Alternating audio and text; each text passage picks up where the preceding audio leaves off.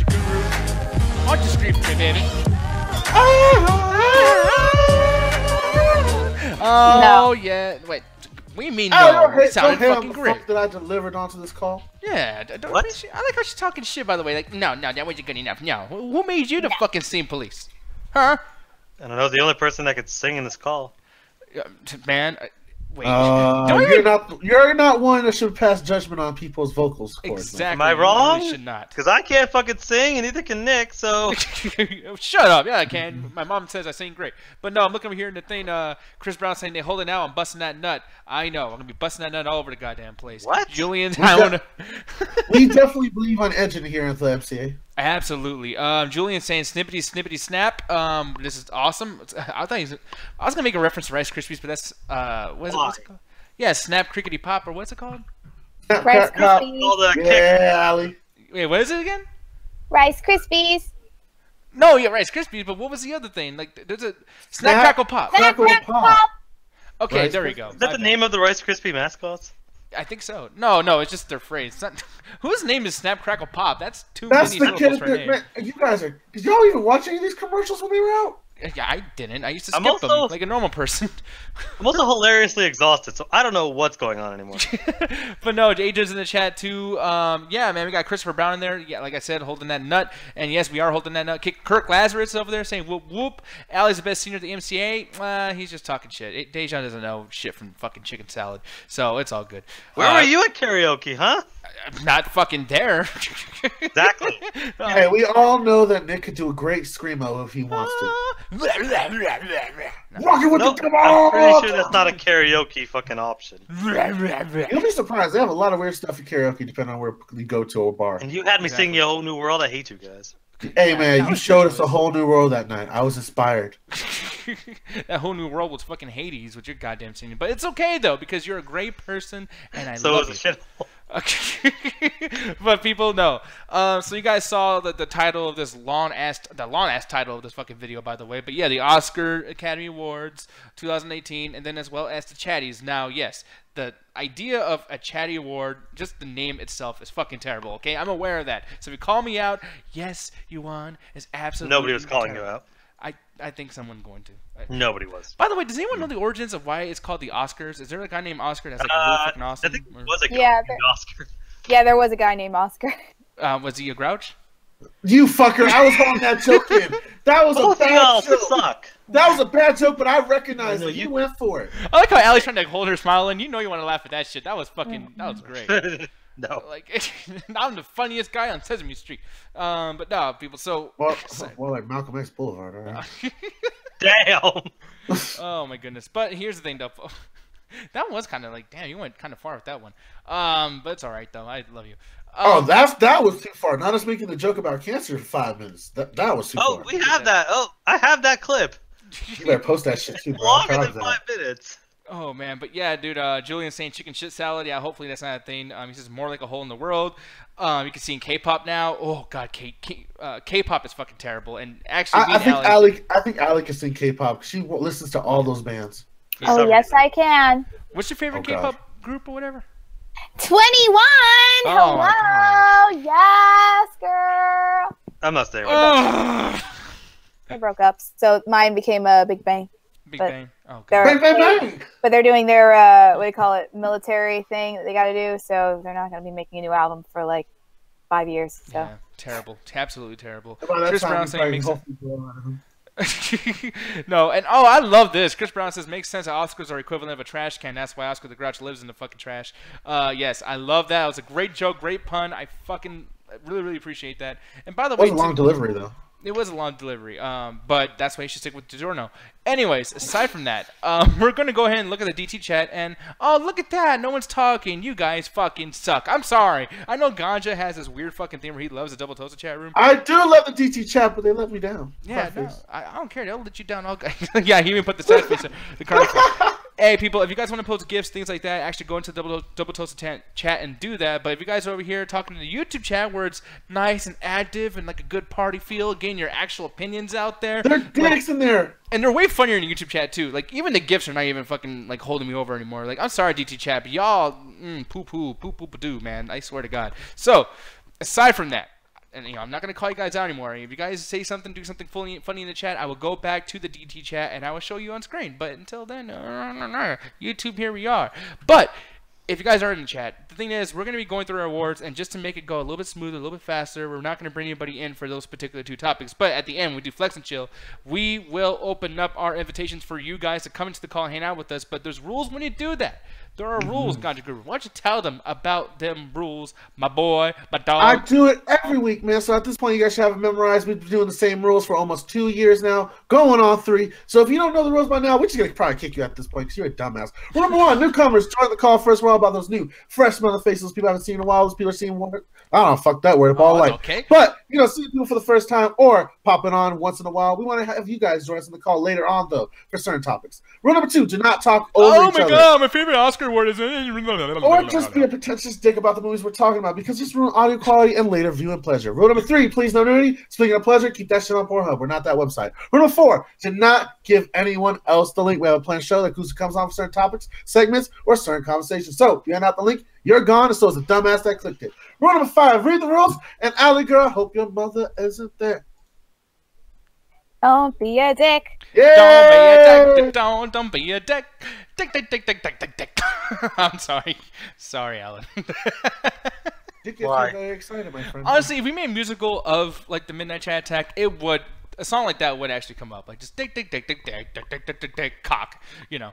But aside from that, sorry about that, ladies and gentlemen. I didn't no, you're not. You're never sorry of that shit. We're being classical today. You should be. Oscars, the CHATEE Awards. We gotta stop cussing all this horrible bad stuff that we're doing. You know, we can't do that. But the thing is, there's a place that we actually go to where we can do all that bad shit, Mr. Ganja Guru. Can you tell these folks what you do when I'm not with you guys and you guys are misbehaving up a bunch? Oh, when we're not pirating movies or, you know, hacking into the system. Me and Alan also host the Untitled Video Game Show every Friday on Facebook.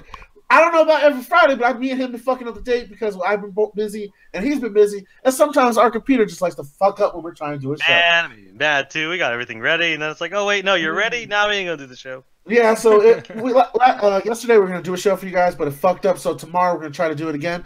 Google Hangouts is not being a very good participant with the chat today, so we don't know what type of show we're going to be able to do for you guys tomorrow. We're going to try to jiggy rig something, but in the case if we don't do anything, we'll let you know on the Facebook because I'm going to start doing that now because we don't want to leave you guys hanging. But usually when our computers aren't giving us the finger, we want to try to do the Untitled Video Game Show every Friday at 7:30 CST time, where we play some video games, talk about some video game news, and just bullshit with the chat down in the Facebooks. Yeah, man, I love it. I love when people actually go into the chat room and talk and everything too. And we want you guys to keep doing it. And also check us out on our Amino page. One of these days I'll have that shit set up ahead of time, and then I'll show you guys the screen and everything like that. But yeah, if we are in the Amino chat, we show you a link in those DT chats and the Children of the Toast, things like that.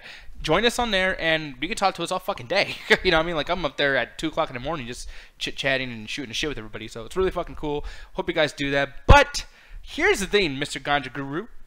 After the show, like, there's still another show. There's sometimes a show better than our show when you do the fucking thing. And I want to say it's better than the MCA all the way, but it does get its moments where it's some hype shit. But the thing is, it's weird because, you know, this guy being a fun police probably brings the most fun. Like, I don't know what the fuck's going on. So, Alan, why don't you I think you're assuming a little too much about that. No, I do like fun. Y'all are just a bunch of fucking haters. Damn. But, Alan, why don't you tell these folks how not to hate when they actually get into the rabbit call at the end of the show?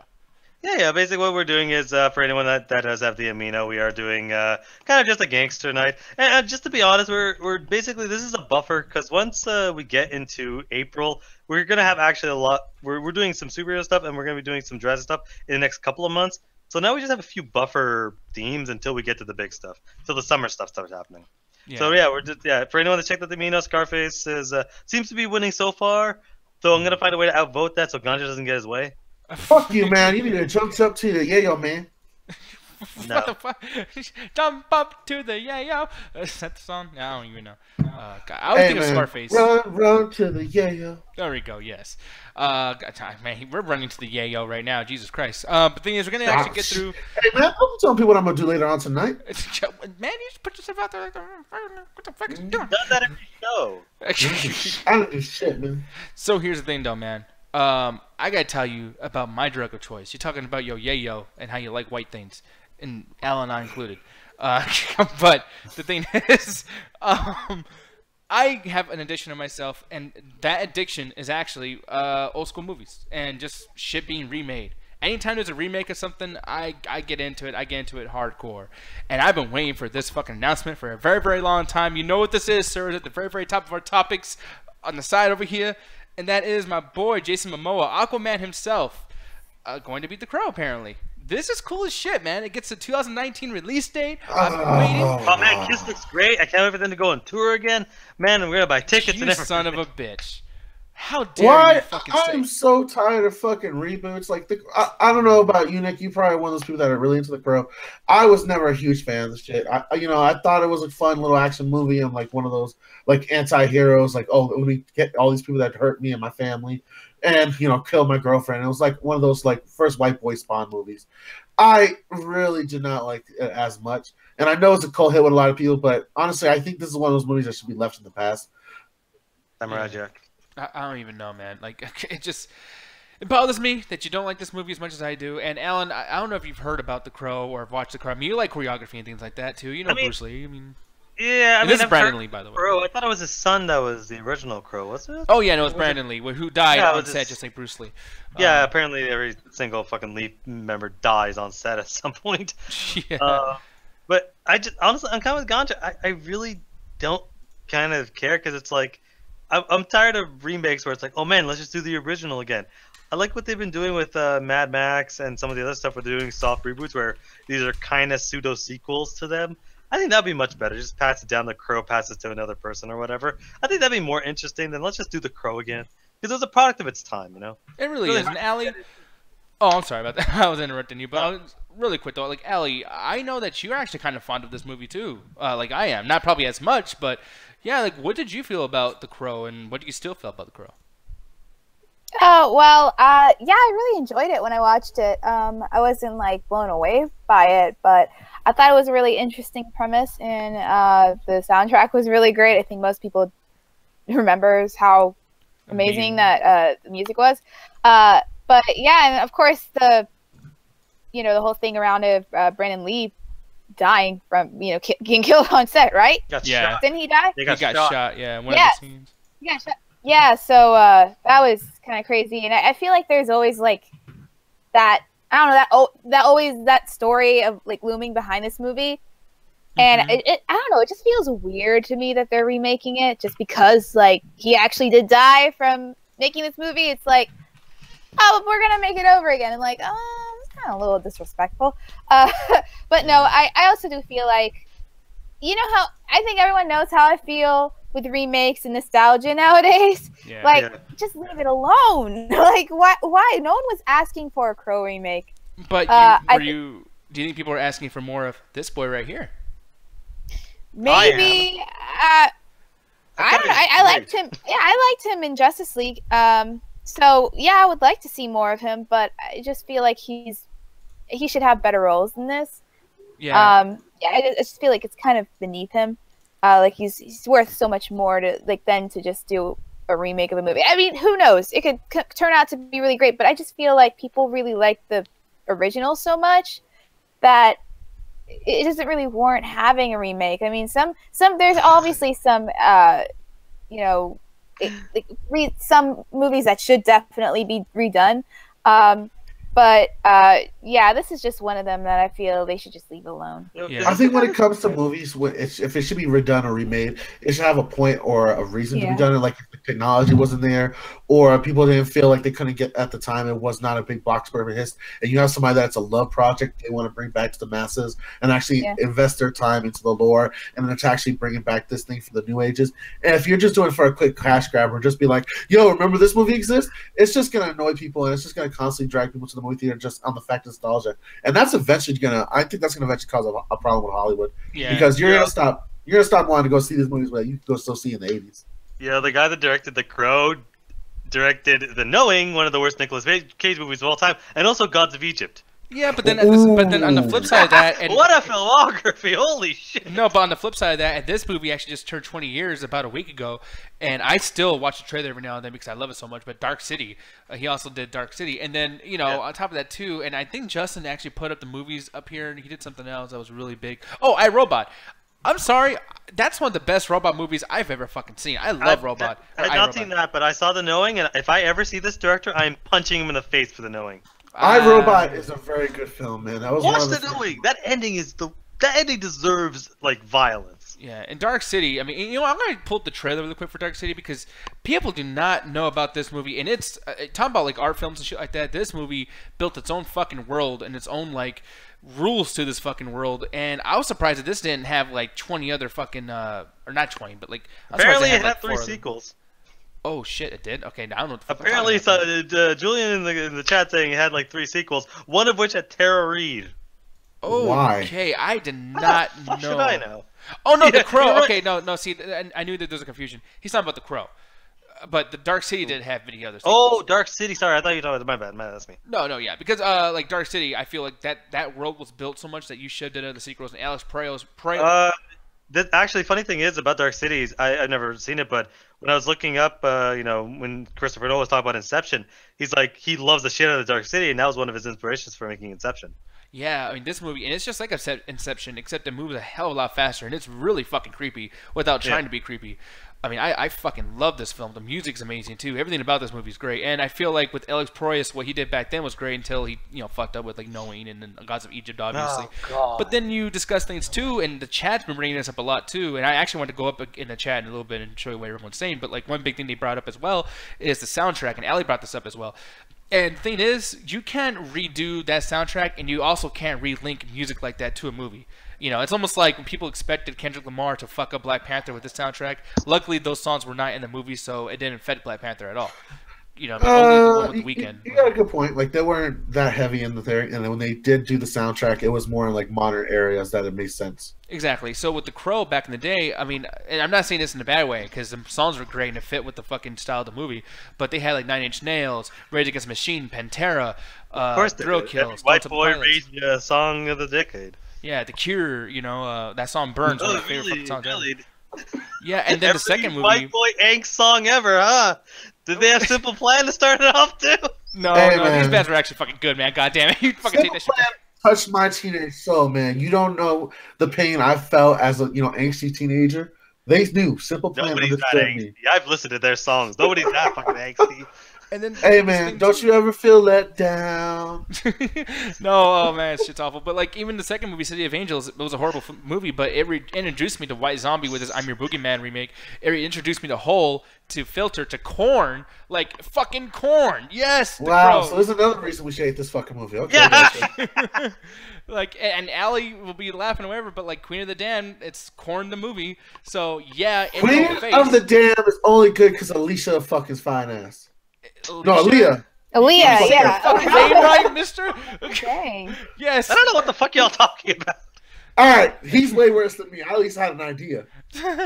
But yeah, so that's the thing. Is like I don't think you can redo that with a soundtrack, especially from bands and everything nowadays. I don't think that you can do that. So what they would have to do is do something kind of exploitive and do lots of action and all that shit. And honestly, I just don't see that happening with the Crow remake. But I'm hyped because Jason Momoa. I actually don't hate him from Justice League, like Ali said earlier. And I don't know. I mean, is there anybody that you guys would put in that role instead, or are you just kind of like, dude, fuck this in general? Jason Statham as the Crow? Yes. What? Okay, you just want to fuck him, man. I'm sorry. Yes. I wasn't expecting that. Oh, he's gonna fight me on that shit. Oh shit, and your thing's kind of fucked up, by the way. Yeah, you got the Jennies. Oh my god, that's the fish that we're calling that. Either you're deep sea diving or you got the Jennies. You got the Jennies. Hi guys. Hey, one day she will find that buried treasure up under the sea, bro. One day. She lives in a pineapple under the sea. I am Jenny. She lives in Milwaukee. She got a lot of cheese. You're fucking stupid. Moving on though, and I know it's like, okay, moving on to another topic. Nah. People, this is like the whole show. We're done, and except for what we're mainly We just wanted to bring up the Crow, and now we're moving on to the actual talk. Yeah. Wait, he said we're done. What do you mean? No, we got the actual show. Oh. He was all happy. Bring up the fucking goddamn Crow remake, because only him, Gary, and maybe Julian give a shit. Hey man, somebody wants it if they're doing it, all right? Exactly, yeah. And we've been trying to do it for a long time. Alan, Yo, Eddie nailed it. Tommy Wiseau was the Crow. Only if he's like the older Crow version. And they have like a new guy like that becomes pass the power. on the torch. Like just like that. Like Sam, was it that dude from all those country movies did for the Nicolas Cage and the Ghost Rider film? Oh, shit, what's his face? Yeah, that movie is trash. He's the one that always talks like this. It sounds like he's selling Toyotas. Russell Brand. Basically, Tom Russell Brand. I didn't even try to reach for a name, and I was gonna fuck up. You should have followed my lead. Whatever. Let's go Oscars. Well, really quick before we even get to Oscars, too, just so you guys know that I'm paying attention to. I really like certain points. Like Julian said, they should do what they did with Evil Dead reboot and just switch it up a little bit. Yeah, probably. But yeah, Jay-Z saying, oh no, we read that earlier. Adrian saying she hasn't watched the movie in a long time. Which, by the way, Alan, you talk all the shit you want, but like. You did the after hours. You did the viewing parties. When The Crow is about to come out, you're gonna watch all these Crow movies in a fucking month. The hell I want. You can't. Hey, Alan. If the people vote for it, we do it. Yeah, and if I vote against it. Oh, by the way, FML, dude, fuck yeah, man. Put some Avatar, Seether, and Three Teeth, dude. Yes. Yeah, get James Cameron to direct. That sounds like a biker bar, or it smells like a teenage room where they're still playing Call of Duty, and they like tell mom like to fuck off, and they use the N word over Xbox Live still. I'm trying to think of like Seether songs that I can like re-sing right now, but I can't. Play some Stained. It's been a while since we had. No, you stick with your original answer. You play some of that Stank. So play some Stank. Lord. Dude, that would be a great new metal band in the 90s. Like, you got Korn, you got Stained, you got Stank. I'm gonna get you an idea. With a backwards K and everything. Stank. I'm gonna help you with this premise. God, dude, we're making a band called Stank. And Allie be the lead singer. Yes, do it. Anyways, so. Alright, I can actually see Allie being one of those fucking goth girls that you see wearing those furry dresses and shit from the Victorian age. Yeah, like Kitty. From the Victorian age? Yeah, I can see you trying to rock that shit on stage, like trying to dress up like, what's that chick from Evanescence? Oh, Amy Lee? Amy Lee, yeah. No, actually, you know what? I'm going to show you a picture of Allie if she was in our band, dude. This is Allie right here. Remember Kitty back in the day, bro? What the fuck am I looking at? Oh, this is a shit, dude. This is brackish. This is my jam right here, dude. This was awesome. This is like if the Girl Spice wanted to go harder. This is literally... This is like... This cameraman must have some sexual allegations against him, because he's right up in those women. I think it's a female person, but... I did not stutter! But the thing is, though, is these girls were basically like, men are fucking garbage. Juice Gamer, you got to spell it Stank, though. S-T-A-Y Nike. Fucking Justin. But okay, so we're moving on, folks, and this is the thing that we've all been waiting for. It's the Academy Awards. And we're a bunch of people that are fans of movies come to dictate what the best movies of the year, irregardless if they actually watched them or not. Hey man, get the fuck off that soapbox. So here we are, man, people. It's Hollywood's biggest night. Where all of the pedophiles come out to play. Aww, you know it's so true. Yeah. I'm sorry. Honestly, with everything that's been happening over the last year, I don't trust any one of those fucking suits. You've all touched people in the no-no places, and I don't give a fuck. Hey man, like 90 says, it's just a bunch of white people dressed like penguins giving out awards. Exactly. Dan, don't say his name. Yeah, people. By the way, 90s is fucking racist. Hey man, he's right. Like I've never seen like such a man like describe the Oscars so vividly to me. Because I remember one time they were doing the Oscar pan of everybody. I couldn't tell who the fuck was who. They all had the same suits. Yeah, man. But the thing is, people, we're gonna be doing this, and we're gonna try not to say any more shitty things. Because I make no promises. Yeah. I'm telling you right now, I'm actively gonna talk shit. But here it is. Here are the words now. We're going to stop at a certain point, folks. Everything underneath here, and I'm actually upset that we're doing this too, because we can't make this too long. And I actually really want to vote on like cinematography and things like that, but we just didn't have the time, etc. Yeah. Like Nick actually went through the trouble of hacking into the Oscars voting board. Yeah, you want to make sure the Crow won every award. They eventually caught on to it. Fuck y'all. And by the way, the Crow should have won a fucking award. Sure. Best, for what? For everything. Best cinematography. Yeah, exactly. It was shot well, gotcha. Yeah, the director's thumb was on the screen the whole time. That was for you, Justin. Let's get back to the actual awards and people with accolades that we can actually cheer on. Oh, okay. Oh, yo, which movie that doesn't deserve is gonna win Best Makeup this year? Oh, wait, hey, fuck you. Is there another DCU movie we can put on there? What we're gonna do basically is we're gonna start off right away. I'm not even gonna do some weird presentation for it. It is what it is. People, it's Best Animated Feature. Now, we all have our thoughts about Best Animated Feature. And Mr. Ganja Guru, I'm gonna see if you remember what I showed you earlier. Who won this? What do you think wins? I'm already assuming it's gonna be Coco. And what do you feel? What's your name? Alan. Sorry. What? Okay. What I actually think? Well, it's Coco. This is. They might as well just call this the Disney Award. Okay, and then Allie, what do you think's gonna win? Yeah, Coco. Now here's the biggest thing, really quick, Stop it. is you, Alan, before this, and I know she changed her vote last minute, but you pissed me off because you know what I had to talk you from doing, by the way. What? Folks, this motherfucker tried to vote for Boss Baby. Okay. I only changed that by accident. Yes, I still stand by that because Boss Baby is some stupid bullshit, and I want that to win. So you have a bunch of dumbasses in suits going, "How the fuck did Alec Baldwin win an award?" We're asking legitimate Oscar picks, and you just want to laugh. And I stuck by it. You're no worse than the people that refuse to watch Get Out and vote for it.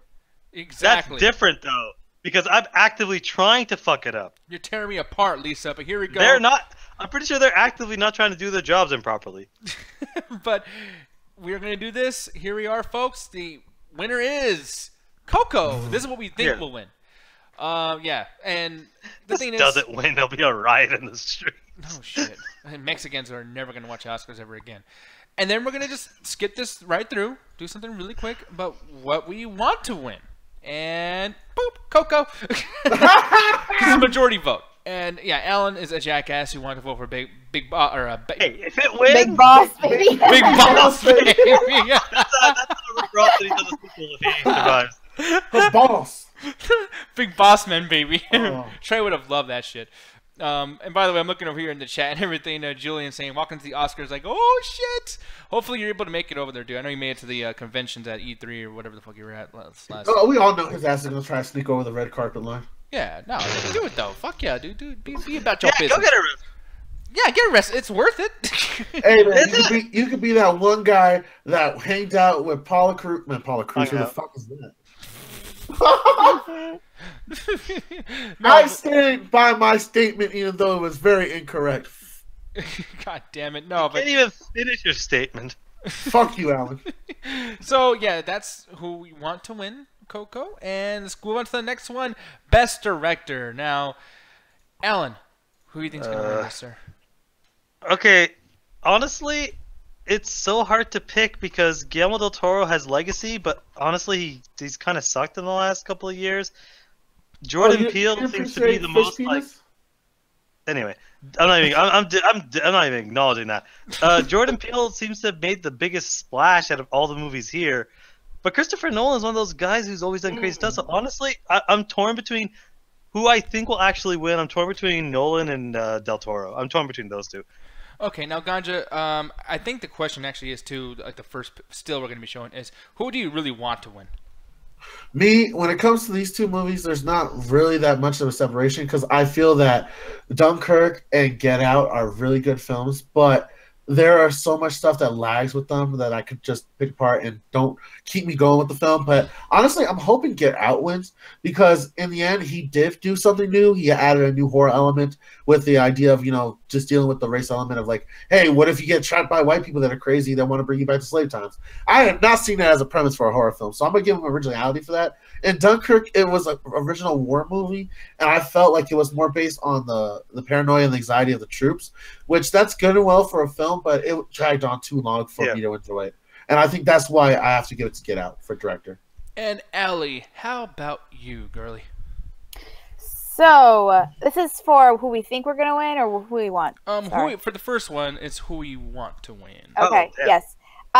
So, I was really torn between Greta Gerwig and Jordan Peele, just because, they're both first-time directors, but I feel like because of, Jordan Peele's just career he's had and to have Get Out, and because it is such a unique movie, something that's really transitions over, to a wide audience and I think what was expected and the type of messages behind it, and also just like the way that he constructed his story and the way he told it. I really think that I would love to see him win. I don't think he definitely will, but it would be such an interesting choice for him, especially because it's a horror movie, you don't see horror movies getting nominated very often at the Academy Awards.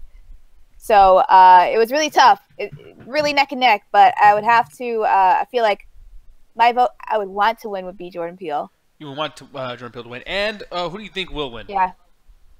So I think Guillermo del Toro is going to win. I'm going to throw a fit if you I agree with that, too. Though. Yeah, just because he's been winning every other award this season. Plus, again, with his, he's kind of a household name now. And he hasn't won anything yet. And I think this is probably, like, the best shot he has. So, yeah, that's why. And I mean, he's a very creative and visionary director. So... yeah, I know they always say that in the trailers. But yeah, what he did, at least visually, was very beautiful and stunning. And yeah, technically, he did a great job, and he certainly has a vision. So I understand it. I don't really agree with giving him the award, just because like he did also write the script, and I just feel like it's very flawed. But yeah, that's who I think is going to win. All right, now here we go, people. This is who you think is going to win, and who you think is, who's going to win? I fucked that up, but yeah, Get Out. There's your boy crying his ass off. I can't believe I fucking won. Crying like a little bitch. But yeah, no, we think Get Out will win. I'm actually surprised by that in itself too, just because of the fact that like with people basically, and I know you guys brought this up earlier, but basically people snubbing Get Out without even fucking seeing it. That's the thing that's actually happening. That's nothing new. They do that all the time. They're like, oh, I don't remember this movie coming out. Oh, I'm not going to go watch it because that's my only fucking job. Yeah, exactly. So, that's the case too. It sucks that that's the way it is. But then again, I mean, with all the shit that happens with the Oscars, it's like, why are we even fucking surprised? But let's see who we want to win, folks. And that is, boom, Get Out. Majority on both. Wow, this is surprising. So pretty much we're all in agreement when it comes to these films? Yeah, believe it or not, you're going to be surprised. I don't want to say too much, but you're going to be surprised for a lot of this. Yeah. Yeah. And that's the thing, and that's why like for instance, people talked about our top 10 movies and the Con being number 1. It's all numeric, and that's what I love about it so much, is that when none of us really love the movie, but yet we all agree that it's good, that means it succeeded the most, because it spoke to more people than a great movie does to one portion of the audience. And Get Out basically did that for all of us in a sense, and we do think that not only it should earn a reward, but that we like it enough that we would actually give it the award if we could. You know what I mean? So I think that's fucking awesome. And honestly, even though I don't like this movie a whole lot, I see why it's great. So it is what it is. Now, moving on. Pow! Best Supporting Actress. I can't say that girl's first name. Mary J. Blige? Mary J. Blige? Yeah, exactly. Think of the word blight and then add a G to it. Yeah, that's a hard fucking name to say. What the fuck? Mary J. Blige. Blige? No, I'm gonna stick with Nick. Mary Blige now. Dude, did you not hear the conversation we had like half an hour ago where Nick is terrible at pronouncing people's names?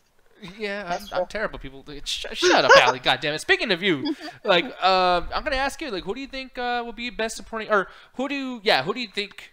Who would you choose for best supporting actress? I'm fucking up with words. I would choose Allison Janney from I, Tonya. I think her performance was okay. I've seen everyone except for Mary J. Blige, so I can't say how her performance was, although I've seen clips and she seems like she's really amazing in it. But yeah, Allison Janney, I just feel like out of everyone, even though everyone did a great job, I just feel like she was the standout, and like I really hated her. I really like Allison Janney because I've seen her in other stuff, and I've always loved her. She's always usually been like somewhat of a likable character, and so like playing someone that's just so despicable, and it's just like she just played it so well. Like I just think she hands down deserves everything she's getting, and so that's what I would say. That's who I want to win. Dijon crispy chicken, fresh lettuce, tomato. What the fuck are you? Yeah, she was on that. Man, Alan. Okay, Mary J. Blige did a Burger King commercial back in the day. Jesus Christ. Yes. And like they just like had this like spotlight, like they're in the restaurant, and the spotlight, all of a sudden like Mary J. Blige comes out of nowhere, and she's like, crispy chicken, fresh lettuce. Yeah, yeah, she is right there doing her thing. Woo, you get it, girl. Burger King. They went out their way to make that as racist as possible, Alan. God. Man. Yeah, I figured as much. I don't know, it makes me laugh every time though. Lord. God, Hey man, she laughs every time she looks at that car she bought with that check. Yeah, and I didn't even know that she was actually in Mudbound. Adrian saying Mudbound was a great movie. I actually had to see that fucking film. But yeah, man, it's pretty cool. Julian saying Blitz is the front runner for sure. And it's weird because motherfucker. We just went through this. Dude, I'm just gonna say shit wrong. I'm sorry. I know I'm like. There's so much shit that my brain has to do for shit like this tonight. I can't talk. I'm fucking terrible. But yeah, man. Like I said, Mary J. Blige. There you go. There you go. Fucking Alan, you son of a bitch. One day I'll get it, y'all. One day maybe. But yeah, let me just pull this up again. By the way, there's so many files being ran here. Sometimes it takes a while for me to pull up the fucking screen. But yeah, man. Mary J. Blige. Adrian loves her a lot. But yeah, Alan, who would you choose? If you wanted to give somebody the award, who would you choose? Yeah, okay, yeah, because the thing is, the only one on here would be that I've seen would be Fantastic in Shape of Water, and I don't think either of them deserve it at all in any way, shape, or form. Because Octavia says is barely in the movie, and if Leslie Manville is the person I'm thinking of, she's barely in the movie either. The thing is I want to say that it's going to be Lady Bird, only in the sense that I feel like Lady Bird is the darling of the Oscars, because it's a coming of age story. Everyone seems to kind of like it, and it has kind of lesser known people, so I feel that movie is going to be the darling of the Oscars because it reminds me of Juno. It reminds me of that kind of Juno-esque thing, and that really either it cleaned up or at least was really heavily like pushed during the Oscar season when it came out, and it feels like that one's going to start cleaning up in whatever category it's in. Okay. So I think Laurie Metcalf is going to definitely get it. Yeah, and I love Laurie Metcalf. If you guys don't know who she is, she's actually Aunt Jackie from Roseanne, and she's the mother on Lady Bird. She's fucking awesome, and she's basically like if I was an old like 45-year-old like fucking white lady, like she'd be me. Wait, so you aren't a 44-year-old white lady that lives in Arizona? Nope, that would explain a lot, actually. Fucking assholes. Don't you laugh at them, Allie? God damn it.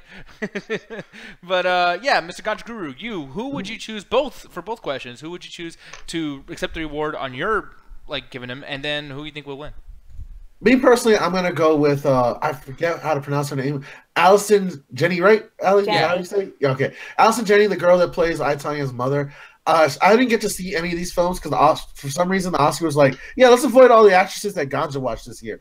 So she's the only one on the list that I've actually got to watch, and she was like one of the best things about that movie. She was like the standout character, and I really appreciate like she was like this bitchy ass mom that you could tell was driving Tanya to be kind of this ruthless competitor that didn't take no shits or give no shits, and you could see how that drives the story wise and how she's so ruthless that she eventually picks this up for her mom, that she doesn't care what she has to do in order to win the goal, and you can see that as. You know, the ink card doesn't fall far from the tree aspect with these two. And she just plays a really good bitchy woman. Like, she'll be one of those old ladies you leave at the diner to, like, hopefully get picked up by somebody else. Yeah, man. So here we go. We're going to actually moving on up, moving on down. And that is our first reward goes to Pow. We want to win. Allison Janney. You damn right. Yep. Oh, yes. Damn it, Tilda Swinton. Stop dressing up as other people. She doesn't like Tilda Swinton. He looks exactly like her. Yeah, she really does. Allie's just like, what the fuck? No, I actually agree with Alan this time. Alan's actually not wrong. Tilda, look up, for people in the chat, look up Tilda Swinton from Snowpiercer. Yeah, no, but by the way, they both look like just basic ass white ladies. Honestly, I'm gonna be completely honest. Like, it's the truth. I do like that. But yeah, it's all good, and they're great people too. But yeah, man, we all agree with this. But let's see if we agreed yet again. Clink, yes, we did. What we think will win, and we think that Allison Janney will win. Wow, this is pretty anticlimactic here with these awards, sir. Yeah, a little bit. Making it up just to get it going. Well, no, the thing is like at the same point of this, I think and this is a big issue I have with the Oscars in general, is that nothing that actually, like, you'll see when we talk about our chatties, none of these fucking things actually, like, lend itself to people that actually deserve these fucking awards. There's so many people that are missing from the awards that the Oscars actually put up. And I think a big part of that, too, is, I mean, like, the award in general, Best Supporting Actress, you know what I mean? Like, can we go into characters a little bit? Can we go into the world that these movies build and create? I mean, talking about acting, someone can act amazing in a shit film. You know what I mean? And that's something that really just drives me up the fucking wall sometimes. And, I mean, it is what it is. But, yeah, Yeah, but that would imply they have to watch them also. Yeah. Who has time to watch movies for the Oscars? Exactly. You know, even the Oscar judges don't have time to watch movies. Yeah, exactly. Oh, get out. What the fuck? Oh, my God. But anyways, moving on from this, folks. Pal, what do you think is going to win? Who do you think is going to win Best Supporting Actor? And those are Willem Dafoe from The Florida Project, Woody Harrelson from 3 Billboards, Richard Jenkins from The Shape of Water, Christopher Plummer from All the Money in the World, and Sam Rockwell, 3 Billboards. Allie, girl, take it away. Yo, so who I think is going to win? I think that Sam Rockwell is going to win, just because, again, been winning every other award. So usually they're a good prediction of who's going to win. And I do think he's really good. Who I'd want to win, I'd definitely love to see Willem Dafoe win, just because I thought that was just one of the best performances I've ever seen him do. And if he felt like any person just like running this crappy motel, but like, you know, like a regular person, but like a really good person who really like sees the good in people and really wants to help, even though they might be ratchet but you know, still like he was just amazing. And I'm sad that he probably won't win, but like Sam Rockwell, for the most part, I don't think he's ever been really considered for Oscar talk for like, I think maybe one other time, I'm not sure. But I just feel like, yeah, this is one of the only times he'll probably get a chance, like a really good chance of winning. And so good for him. Kind of sad, Willem Dafoe, I don't know if he'll get another chance either. But yeah, that's who I think is going to win, Sam Rockwell. Yeah. And you, Alan, what do you think will win? It is like, because the thing is, when we get these categories, there's so many people in so many places that might win, might not. I don't know. I think Woody Harrelson might actually end up getting it this time around. He seems like he's always around. He's always in every movie every year, and this time it seems like he nailed it in that movie. Like, I haven't seen the movie itself, but a lot of people are just singing his praises, so it feels like he's the one I think will win. Okay, and Ganjakuru, what do you think will win? I'm going to go with Willem Dafoe from the Florida Project on both my answers, because I think he was the greatest one out of them. I saw 3 Billboards, and even with 3 Billboards, I didn't feel like Woody Harrelson had too much of a presence to justify a good supporting role Oscar for that. And same thing with Sam Rockwell. I felt like his story development was kind of basic with the guy that's trying to redeem himself after being a complete dick and have something bad experience to him. And I just feel like that was just a little bit too much of the casual story for me. Whereas Willem Dafoe, just being a real person running this management, feeling for the people that he actually takes care of as a hotel manager, to the point that he does a lot of things that go out of the line of duty for somebody that's just running a dinky-ass hotel in the middle of Orlando. And I think that has more humanistic tones with it. And I think I appreciate it. It's more down-to-earth than most of the other characters that feel like they're either cutouts for archetypes, whereas he is more based around an actual person that you can see just running down, like either running the local youth center or some shit like that. Exactly, and that's the thing too. Like this dude, I know him as Ryuk. I know him as the Green Goblin. I know him as the dude from Boondock Saints. He's not a character that's like this. He is so stripped of characterization, and yet just him being like real as fuck and so tangible as like a person that you would actually meet in a place like that. I fucking love that character. Like, that dude holds that movie on his back and says, let's fucking go. Stop fucking burning me down with your stupid fucking ending. But, yeah. Hey, that ending was beautiful, sir. Yeah, and oh, God. And, we'll get into that later. But, yeah, let's go ahead and check this out and see what we actually voted for first. What we think will win. And what we think will win is Willem Dafoe, The Florida Project. I'm actually surprised with that. Yeah, we really do think he will win. And I think that's just majority vote. I'm actually surprised that we said that because I do feel like this movie is not talked about too much. But then let's see what we want to win. And Allie, before we even get into that, I'm going to ask you, and I think you probably mentioned it, but I'm going to ask you one more time. What would you want to win as far as this category goes? Willem Dafoe as well. Yeah. And Ganja already said that as well. But you, Alan, what would you want to win? Out of the movies that we had over here on the Oscars, and pull them up one more time, what would you want to win as far as that goes? Click. Yeah, I mean, I guess that's not to deviate from the curve. I just think that Willem Dafoe's always been good because I know him from both Spider-Man and from John Wick 1. And he always plays, he always does what he needs to, even if he's just playing kind of almost an extra kind of role. I think that he does deserve kind of to get some award, especially for what he's done in the Florida Project. Yeah, but here we go. We're going to move on up. And Pow, what do we want to win? We all chose Willem Dafoe. And he probably could have heard that from our talk right now, just as you know, we all agree with the exact same thing. So he might not have got Spider-Man, but he might get an Oscar. Yeah, exactly. So let's moving on for the next one. Pow, Best Actress in a Leading Role. Allie, take this one away, girl. What would you think is I'm fucking up. Right. I know, man. The words, everything sounds exactly the same. But yeah, what do you think will win? So I think that Frances McDormand's gonna probably win. I think that again, winning all the rest of the awards. That's what I always base mine off of. But it's just she's been getting the most talk and the most buzz. So and her performance genuinely was very good in it. And some parts even comedic. Like she's very good with like the timing of the script and like the type of like dialogue she has to say. So so Frances McDormand. Okay. And then for the other question too, like what would you want to win? So I would want Saoirse Ronan to win for Lady Bird. I always loved her, and I thought she was really good in it. And it's just that's definitely who I'm rooting for. Kind of like the underdog. She's the most youngest, I think, out of everyone who's nominated. So that's what I want to win. Now, you, Alan, why don't you take both here, man? Both questions. Go ahead, sir. Yeah. That's the thing, when I was looking at that, I don't think I've seen a single movie on this. I'll say who I don't want to win. I don't think Meryl Streep deserves a fucking award in anything she's ever been in. Blasphemy! No, I agree She with honestly so fucking sucks. much. She is the epitome of oatmeal.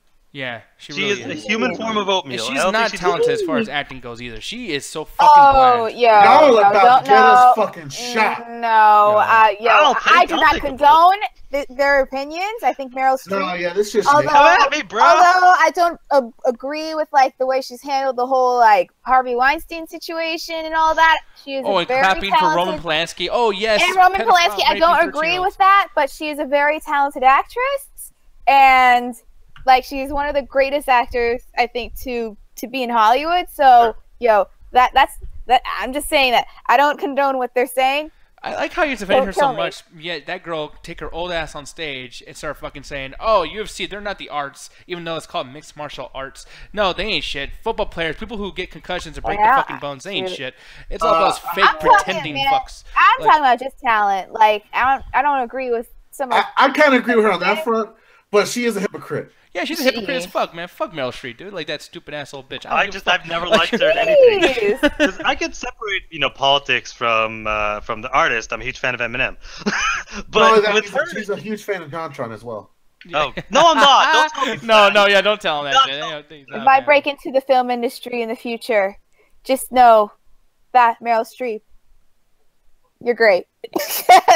Wow, you literally got on your knees and just crawled for that one. I know. And if I ever, she doesn't even have a dick. I don't want this haunting me. People are gonna see this video and they're gonna be like, "Oh, well, she said this or she's with this, whatever." I'm like, "Yo, let me just make it." Roman Polanski's like on the run from the law. No one gets. I'm Switzerland over here.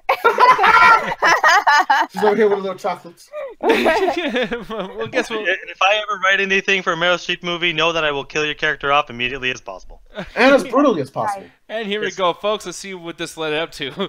What we want to win, Frances McDormand, which is actually, I'm glad that we all decided to say, yes, we want her to win. But then let's see who we think is going to win, and that is Pow, the same goddamn thing. And I promise it's not going to be this way the entire time, folks. I know it's like, what the fuck? Do you promise? Because it looks like we could just be like, yeah, we all agree with this one answer. See, almost. I did too much fucking work for goddamn nothing. Hey, man, I appreciate our hard work, and I hope the Toasties do as well. Yeah, but apparently we all basically agree with this shit, which is a good thing as well, because we're, we all have the same taste. But let's moving on. Best actor in a leading role: Timothée Chalamet with Call Me by Your Name, Daniel Day-Lewis, Phantom Thread, Daniel Kaluuya with Get Out, Gary Oldman, Darkest Hour, and Denzel Washington, Roman J. Israel Esquire. The third. The turd. I don't know if it's there, but it feels right. Yeah, I don't know. You're probably right.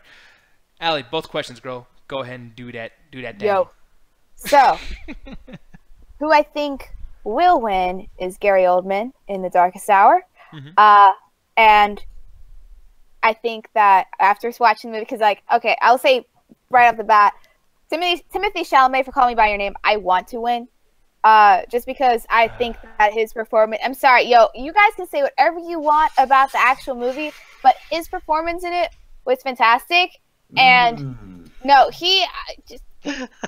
I just love, like, I guess the actions that he did, like this certain, I don't want to say, that sounds so pretentious to say nuances, but no, I do feel like he is like really gifted, and he was, I think, the standout performance until I saw Darkest Hour, and I was like, you know what? I totally understand. Yes! I totally understand why Gary Oldman, he's kind of the front runner at this situation. As much as I would love Timothée Chalamet, I saw Gary Oldman, I was like, yeah, he deserves it, and I think he will win.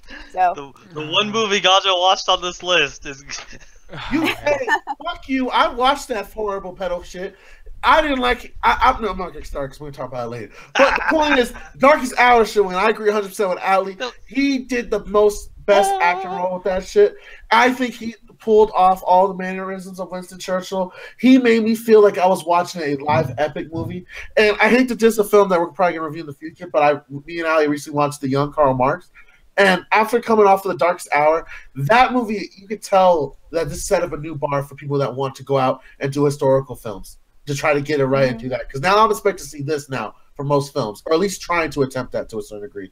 And I think he deserves an Oscar for that, his acting role, because this was 100% acting. Besides the cosmetic effects, he was actually pulling off all the actual gimmicks of Winston Churchill. Yeah. And we were watching it, we were like, man, I don't even see Gary Oldman. Like, we were just his performance is so good that I just saw Winston Churchill at some point. So like when you actually see if an actor is like playing, a real life figure, if you actually see them and you believe that they're that person, despite them maybe not looking exactly like them, that's when you know it's a really great performance.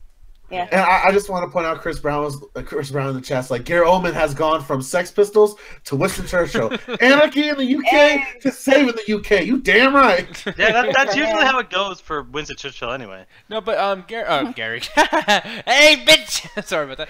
No. Yeah. Oh God, it's been 3 weeks since I've had to hear that. God, it gets so insane when he does it too. It's like, I know it hurts. I know it fucking hurts. That's ridiculous. what she said. Shut up. No, but moving on though, you too. I mean, you're saying that he deserves to win, and obviously you would pick that he would win as well. So I'm just. Yep, for sure. So I want to get anything all mixed up here, ladies and gentlemen. But then you, Alan, what do you think will win, and what do you want to win? Honestly, again, it's one of those things where I don't think anybody on this really, like, I haven't seen Get Out, so I can't really judge on that, and I refuse to watch Call Me By Your Name. But it's one of those things where it's just nobody here stands out at me, because it's like, The Darkest Hour was, like, again, a lot of this is from what I've heard, is that the movie itself is just kind of but he plays the role great. But to me, someone that should be the best actor in the leading role, it also should be a movie that exemplifies his role, not just, oh, he's a great person in a kind of movie. So it's like, really, who do I think is going to win? I think Gary Oldman's going to nail it, because the Oscars love period pieces, because God forbid he said anything in fucking contemporary times, but they love period pieces, so I really think he's going to nail it.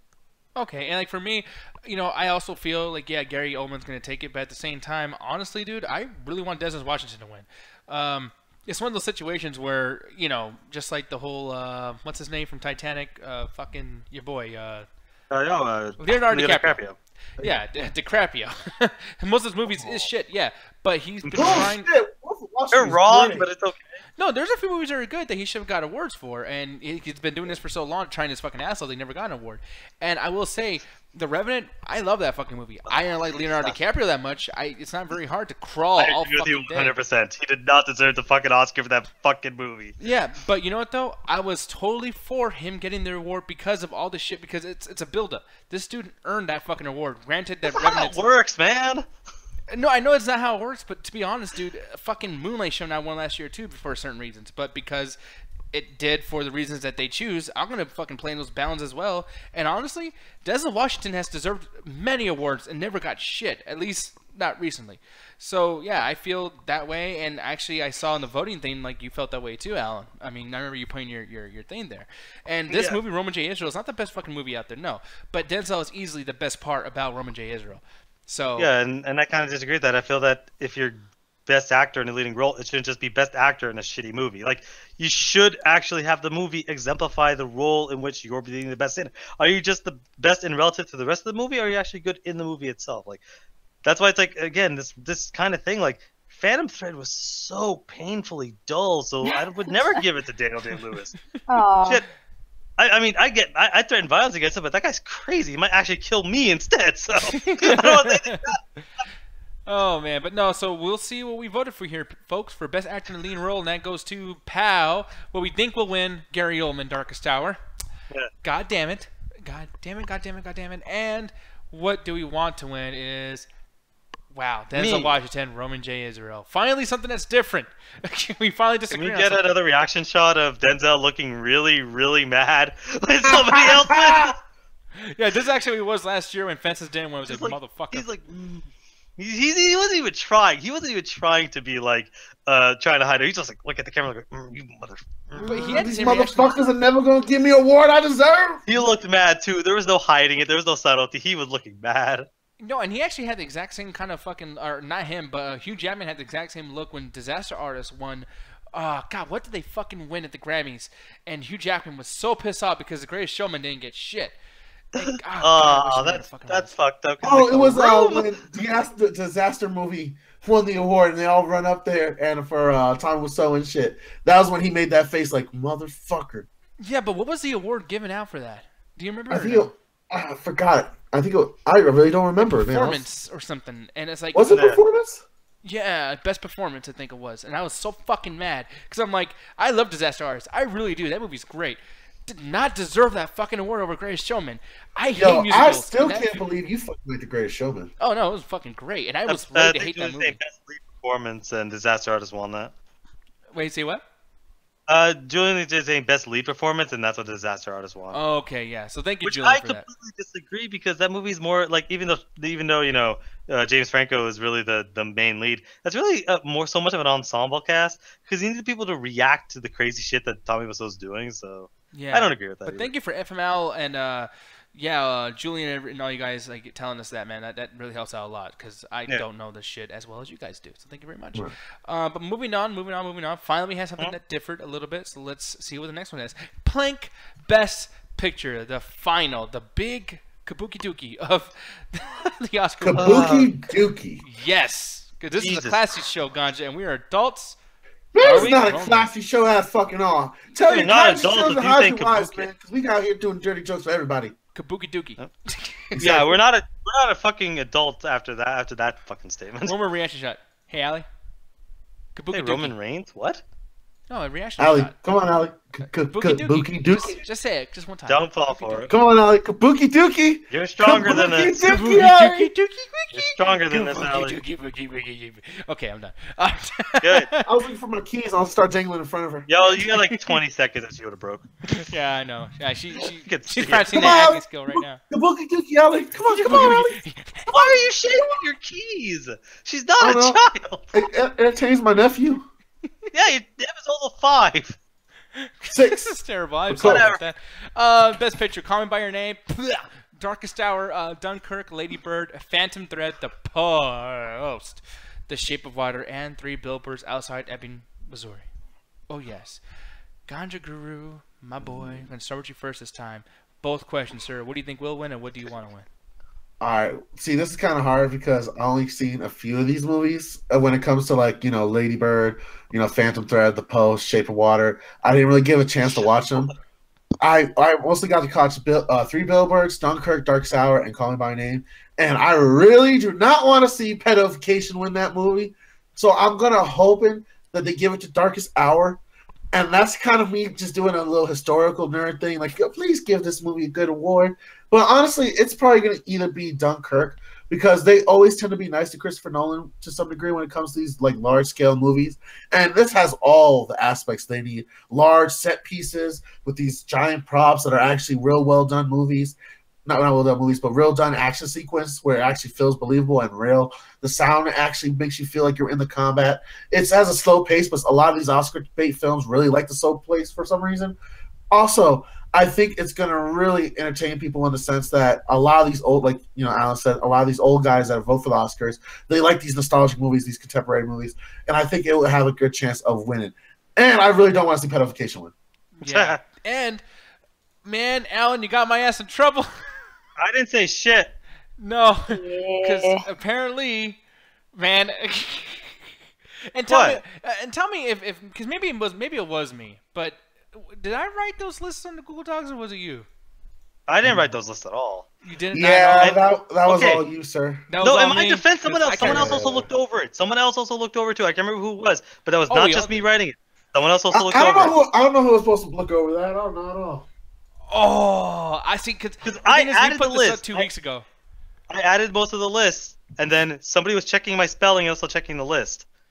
Okay, so, see, I honestly, dude, I don't even know. But we just pulled. We can't talk shit about the Oscars no more. We just pulled an Oscars. Yeah, but the difference is we're apologizing for it. So, people, Get Out is not on the list that I have on screen. Wait, yeah. Yeah, it is. It's right there. No, that's right not our list. Oh, yeah, right no, between it's not our list, but it is on the website. That's what I'm saying. That's literally what I literally put the thing on it. Oh, damn, hold on. Like, no, you actually said it's not in the photo you just showed. Yeah. No, I'm saying like we didn't like on the list that we put up. Like that's you guys interrupted me. Like yeah, I'm trying to take the L, goddammit. But as you guys can see, yeah, it's not here, and we showed you on the main site, and there it is, right there, right by Dunkirk. So my bad, but goddamn, we can't talk shit no more because we did. And by the way, too, honestly, no, it doesn't deserve a goddamn Best Picture either. So I'll stick to that. It's also not gonna win it because they don't give a shit about movies they haven't fucking You seen. think we don't care about Get Out, y'all? Look at the Oscars and how they're treating it. Yeah. Well, no. Well, they actually put it up there. Nick, shut the fuck up! I'm trying to get us out. Nick, shut the fuck up. Yeah, but they also didn't watch it, so what's the fucking difference? Exactly. Yeah. But yeah, so like, man, now I feel like we have to talk more about Get Out now. Did talk about enough. Hey, I will say this: Get Out is actually on a thumbnail right in the middle, so we love Get Out, or at least most of us. I don't, not at all. Yeah. But yeah, so with Get Out though, and god damn it, fucking Oscars. By the way, too, I like how Best Picture has so many fucking options, and it's like 10, isn't it? Yeah, and half of them should not fucking be there. So it is what it fucking is. Anyways, as far as that goes, though, I'm gonna go and show this one more time. Pretend Get Out is there. Okay. Contra Guru, obviously, you were gonna pick Get Out, but you said they most likely will choose Darkest Hour, or you wish they chose Darkest Hour, but you feel they're gonna choose Dunkirk. You said. No, I feel like they're gonna. I feel like they're gonna choose Dunkirk because of the contemporary piece with it. Yeah. Okay. Now, Alan, 2 questions, both to you, bro. Take it away, sir. Yeah. That's the thing. Honestly, I don't think either Darkest Hour or Dunkirk is going to win because I feel that even though they're, what Ganja said, they're basically kind of the modern times, I don't think they have enough of the message that the Oscars always look for. Because they always look for period pieces. They love that shit because they want to feel like old when they were kids. But they also want something that speaks to the people. And the only thing that I see on there is Lady Bird and Call Me By Your Name. And I honestly think Call Me By Your Name is going to win because the Oscars are so full of themselves that they'll basically elect a movie that's about child molestation because they don't know how fucking crazy No, it's they coming of age child molestation. So basically, we went to Michael Jackson's house. Every single movie on there, except for maybe 3 Billboards, but 3 Billboards doesn't have as much impact. Get Out, they didn't even fucking watch. Phantom Thread probably put them to sleep. The Post is just the spotlight, but less interesting. Dunkirk isn't anything more than the action scenes in Darkest Hour. Those might as well be one movie. So I really think Call Me By Your Name is going to win. Don't tease me, brother. Don't tease me. He says Call Me By Your Name is going to probably win. Yeah, 100%. Like I will put money down on that. And what would you want to win one more time? What would I want to win? I didn't even think about that shit. I go with Ganja's Dunkirk because I love Christopher Nolan. I love the idea of him winning Best Picture. Me too. I actually would love a Dunkirk one. That movie, out of all these, is probably the best one. If I had to choose another one aside from that, would probably be 3 Billboards because that movie was it was pretty entertaining. I love the main character. That's another one. Like if I had to choose another one besides Dunkirk, I think 3 Billboards has another solid chance of winning. Yeah, and Mildred was pretty funny. I actually don't mind Mildred whatsoever. But Allie, you're the main event of this one, girl. Go ahead and take it away. Both questions. So, I have seen all of the nominees. I feel very proud of myself. Like, it's the one time I actually have seen everything. Okay, let's be fair. I could not get through the post. Oh, that one. Oh, wait, hold on. I saw all of them because I sat through the fucking post. Yeah, Nick, we both saw all of them. Yeah, but I sat through all of the posts too. I seen all of these horrible fucking films and the post. Yeah. I don't even like movies, and I watched all of these. I feel so bad because I love Steven Spielberg so much, and I was the most. Honestly, I hated the post. I couldn't even get through it. I did not like it. It just felt literally me, and Jet really like watching a movie. It's only like an hour in, Yeah. And Alan was like not watching it with us, but he was like doing something else, and every like 15 minutes he would hear because that's how many times white people were laughing like in the movie. And I'm not kidding. They sounded just like that. Was it worse than like in Darkest Hour where they kept? See, Darkest Hour makes sense. Well, you know, it's British dudes, right. So it's like, and you know, they're doing something, but it was literally just people sitting around a table, like eating fine food and cuisine or whatever, and it was just like, man. We'll be talking about that later on. The newspaper.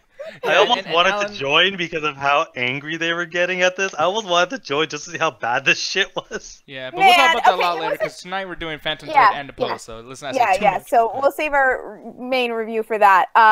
But yeah, honestly, I have to say I really have dug all of the movies except for the Post this year to some extent. Shape of Water, Phantom Thread, the Post, yeah, those can, yeah. But who I think will win, I think Three Billboards will win. Honestly, I just feel like that's the type of movie to win the Oscars. Again, a lot of people keep talking about that one. I feel like the attention is mainly on that. And I do feel like it is a very relatable story. I mean, it's you know, or like people can easily sympathize with a mother trying to get justice for her daughter.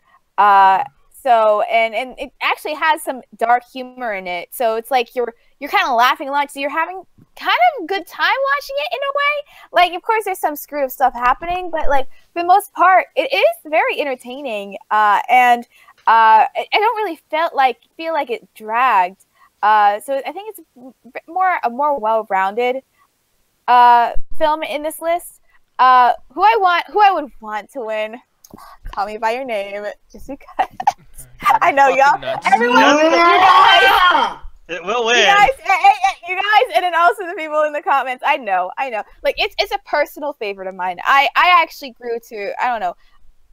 There's something about it that just I felt really like empathized really with the main character. And older men confirmed. It's not about that. It's not about that. Really, it isn't. And plus, the dude's practically an adult anyway, and he's an adult in Europe. So it's not like he is 15 years old or anything, or like he's 10 years old. You know, it's like the dude can think for himself and whatever. And sure, maybe he is still growing and still learning stuff. You know, still naive, but still not like he's a child. But it's really about like coming to terms of who you want to be. Like, you know, I hate saying it because I feel like it's so overused, but it is a coming of age story. It's a slice of life. Oh, it's coming of age. Shut up! Right. Yeah, it definitely is coming. Coming of underage. No, but I I'm sorry, I couldn't help myself. I feel like overlooking the age difference, and obviously, you know, two guys getting together. I feel like most people have had that, like, you know, that situation where they found someone over the summer and they, you know, kind of had this fling, and then, you know, they go off living their lives and you kind of never see them again. But like for the short period of time, you're like, you know what, this is great.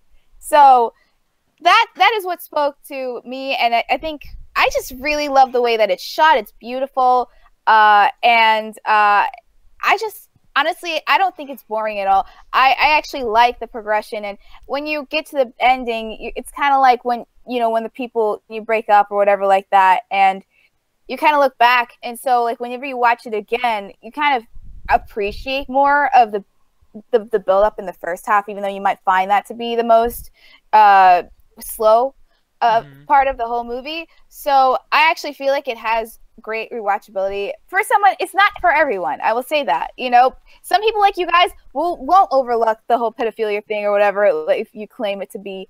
I see a lot more depth and complexity to it. Based on more depth too. Hey, this movie asked for this shit. I'm just saying, but it's all good. Man, yeah, I just think it's kind of a movie that I will watch for years to come, and I think it's kind of bumped up into one of my favorites of all time. I just really love the way that it was. I just love the way that it was made, and just kind of like a flick I could just turn on one weekend and just kind of like maybe do some stuff in the background, but then of course I'll look over like, oh, call me by your name. Look at the Italian vistas. Yeah. So I mean, you can turn that movie on. It can turn you on. So yeah, it's more than that. But I just felt like it was done in a very tasteful way. Like they could have taken advantage. It could have gone blue is the warmest color. Where I was actually enjoying that movie for the most part until that freaking like 50-minute sex scene they had, and I was just like, you guys are just extorting, and it just like it was. I didn't need all that. Like they didn't take advantage of that and made it nasty or anything like that. They didn't even really show a lot, you know. So I felt like they were very respectful. And yeah. I mean, and here's the thing. To your credit, I will say, like situations like this where they are all together and there's overlapping dialogue is the only thing that the Post did well as well. Because this movie does that well as well. Wow, I just said as well. But the thing is like this, the way it's shot right here too. These look like very like, you know, typical fucking get-togethers. You know, all these glasses, all this stuff, the dancing, you know, the lights. There's so many different colors, and like when it shows him again, well, it doesn't show him again. Fuck. But when basically what it does is it shows that guy dancing, and like you have all these lights, and it's like different shades. It's almost like someone went in and post and put this shit in, but it didn't. They actually did this like live. Yeah, that's what's so beautiful. I don't know how they got that lighting, but it's beautiful, and it's just kind of like also you kind of relate because when you were a kid and you were on summer break, you just like you don't know what the heck to do, so you're just kind of like laying around, maybe hanging out with your friends or whatever, but you're kind of waiting for like school to start in a way because you're just like, what else is there to do? You get bored after a certain point. So I kind of felt that like summer dread in a way where you're having fun or you're enjoying yourself, relaxing, but at the same time you're like, I'm kind of ready for something productive to happen.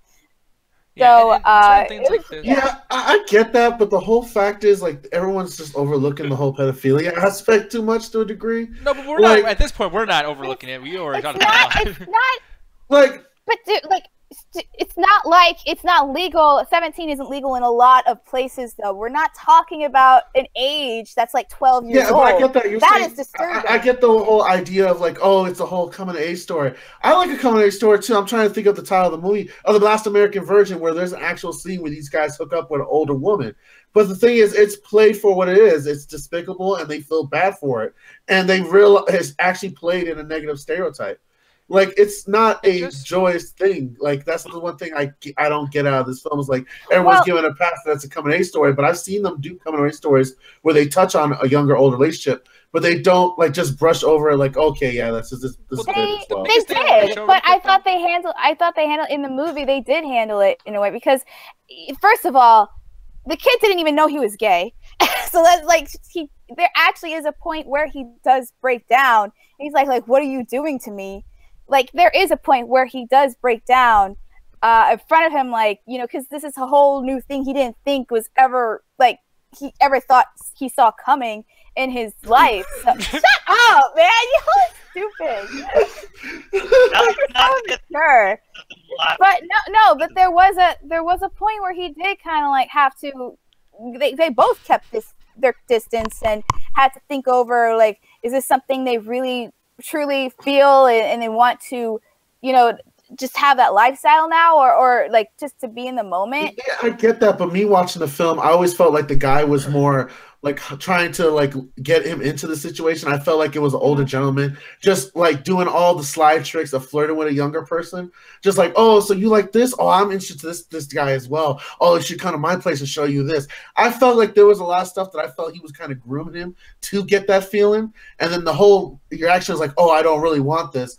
And then he separates from the guy like, okay, so it's okay for me now. This relationship with you all of a sudden because you chased me to my hometown. We're not gonna you're not gonna be able to change her mind on it because she's made up her mind. But like the one thing I'm mostly arguing with people. I'm mostly arguing with people in the chat. I don't know. It's just they did make it a thing where they were distant. Both of them were distant, and they had to just get away like for a little bit to give people their space, to give each other their space. So I always saw it as that like he kind of both. Julian, I hope you never use that. Oh god. I hope you never use that excuse in court, brother. Yeah, and really quick, two things really quick, because I gotta put my name out there. Jenny, or I mean, Alan, you got the Jennies, so gotta leave and come back. Sorry, brother. And the biggest thing is you brought up a thing that I really wanted to bring up, Ganja, is you said like, oh, you watched another movie. I forgot what the movie was called. I know you're laughing. Jesus Christ! I hate calling by your fucking name. Always takes over the show when we bring that shit up. I know, man. Oh my God. This fucking stupid fucking movie. That is a terrible argument for anybody. It threw me off guard because I was being all serious and shit. And I look over the channel like, man, you did not word that right. No, and like here's the thing, I hate this fucking movie. Literally, it's like one of the worst fucking movies I've ever seen. So sorry, Allie. But at the same time, aside from that, and I hate everything about movie. I don't know. But the thing is, with this movie though, the one thing I will say in defense of you is when Ganja brought up like, hey man, I saw another movie, and what was that movie called that you brought up earlier? With the dudes hook up with an older woman? Something about the last virgin? The last American Virgin. There's two scenes. One is played for comedic, but there's a negative outcome for it, and the second one, it's played like in this like dirty, dingy area. Okay, but see, it's comedic, and the thing is, that's why like that movie is its own thing, its own genre. But this tells you right away, you're not supposed to think this is comedic or romantic, triumphant and heartbreaking. It says it right here, like it's fucked up. Be sad. Well, yeah, it's heartbreaking when you like experience your first like person that you really connect with, and then they go away and you never see them again, or you break up. Like, yeah, everyone's gonna be heartbroken. Exactly. So that's why I feel like that. Like, I don't obviously I haven't gone through exactly what he's gone through, but you do feel that emotion. You're like, man, that kind of sucks. Like, exactly. So we'll get back into the Oscars, because I don't even know who I even asked. I know I asked you, Allie, but Alan, you, sir. Oh no, I think I already said no. We already got through everybody. So okay, cool, perfect. And yeah, like for me, I don't give a fuck. Like I'm just gonna go ahead and moving on. And Pal, well, we want to win, obviously, and it's weird because Alan. I want to win for my reasons of the chat because fuck the Oscars. The Oscars are a bunch of fucking studi guys in a room going, what do we remember that came out in the last 3 months? Well, this came out 4 days ago. I've always said I hate the fact that you could give awards for movies that only came, or movies or anything that only came out a couple months ago. Every single thing needs time, needs months, several months so that it could sit. Did it stand the test of time over the course of the year? Then you could judge the best movies of the year. This is the best movie that came out in December of 24th. Like, that's some bullshit to me, and I wanted just to show up full of shit there. I'm sorry. No, and I agree with that to an extent. So I mean, I can't fight you with that, but at the same time, like I don't know. It just drives me up the fucking wall that me and Ganja have yelled about this movie so many times, and yet Call Me by Your Name is on a Best Picture fucking list for us, and like we actually voted it. It's still, don't let Allie win. Allie just won. I just won. I'm content. I'm satisfied. So moving on, and by the way, money down on this, man. And I'm sorry. I know you're gonna get mad, but Jenny's again. I'm so sorry. I don't know what's going on, brother. But yeah, go ahead and take care of that. Moving on, people. Moving on. We are here. This is what we want to win, but let's see what we think we'll win. But down. We think 3 Billboards Outside Ebbing, Missouri will win. Man, not only do I think he'll win, I pray it wins. Yeah, and I don't really necessarily want it to win, but I can see it winning. People are loving Frances McDormand as McDormand. I think it's more.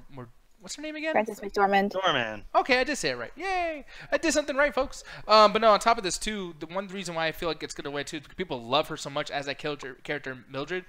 And then on top of it too, Woody Harrelson did a fucking great job, and then he's only in there for a certain amount of time. Sam Rockwell, there's all these like big heavy hitters in this fucking movie, and on top of it too, being somewhat independent, because I did not think this was actually going to be up on the Oscars like Best Picture potential. I did not see this happening at all, and I don't know if you were shocked by this, Allie. Were you shocked that it was running for Best Picture? Or? No, this is definitely like I said. I feel like I've seen. I hate to say this because 3 Billboards is a very good movie, but I feel like I have seen this type of movie nominated at the Oscars multiple times before.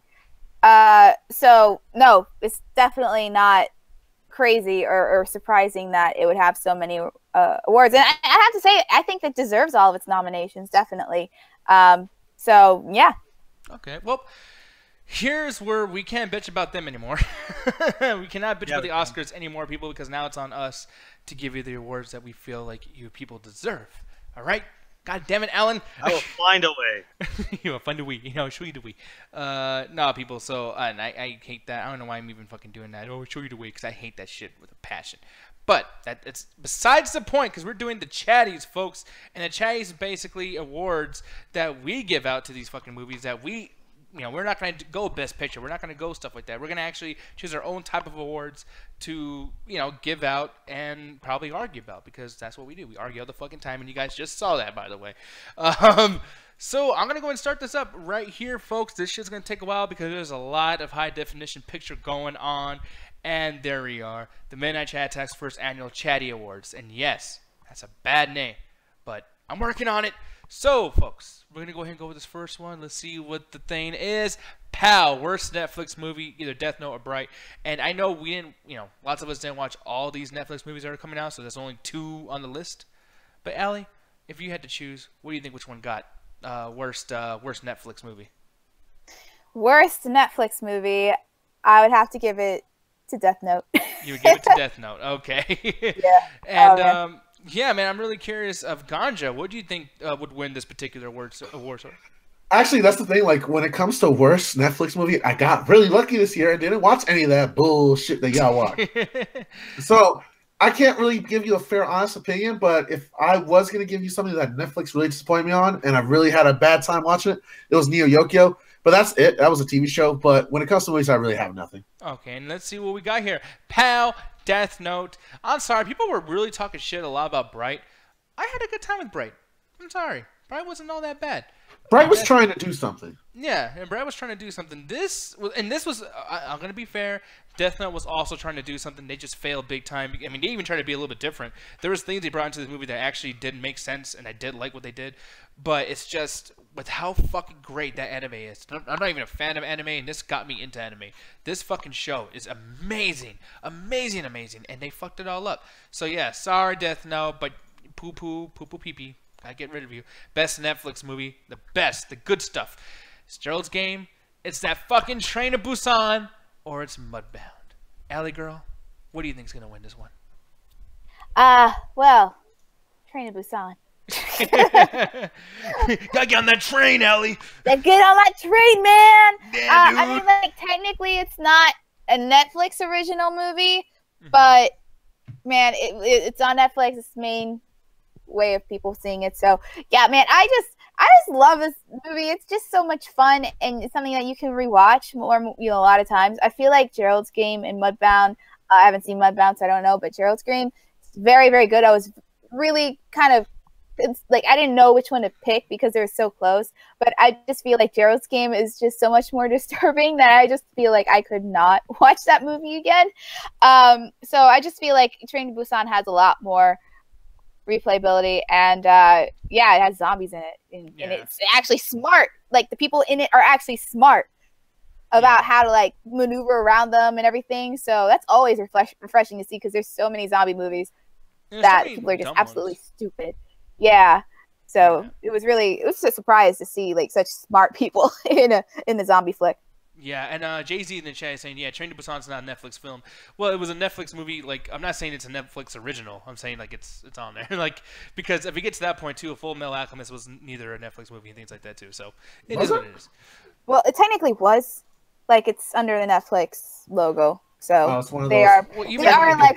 are, I guess, distributing it through. Okay. Well, Ganja Guru, Gerald's Game, Train to Busan, or Bud Bouncer? Oh, of course it's Gerald's Game, man. That was like one of the recent horror films that I watched and really enjoyed myself. And I actually was into the story and not only the situation that the survivor was trying to get out of. And it had enough of this like mystery element that I didn't know if it was gonna do like a sci-fi, not sci-fi, but like a ghost horror film, like a paranormal. That's what the word I was looking for. Like a paranormal activity kind of film where she's fighting off this ghost that lived in the house, or it's a demon that she sees as she's dying.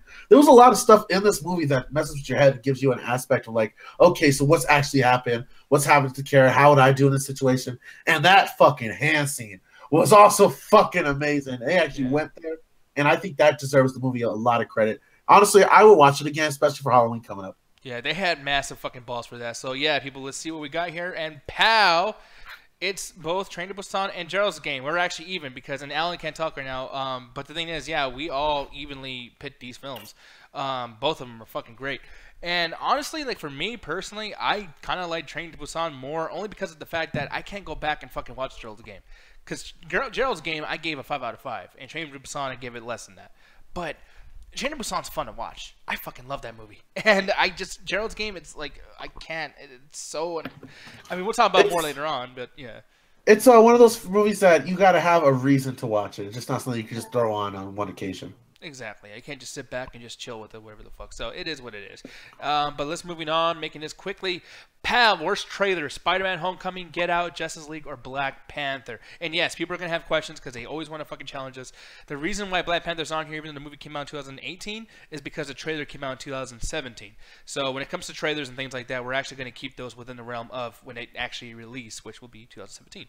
With that said, Allie girl, which one of these do you think will win?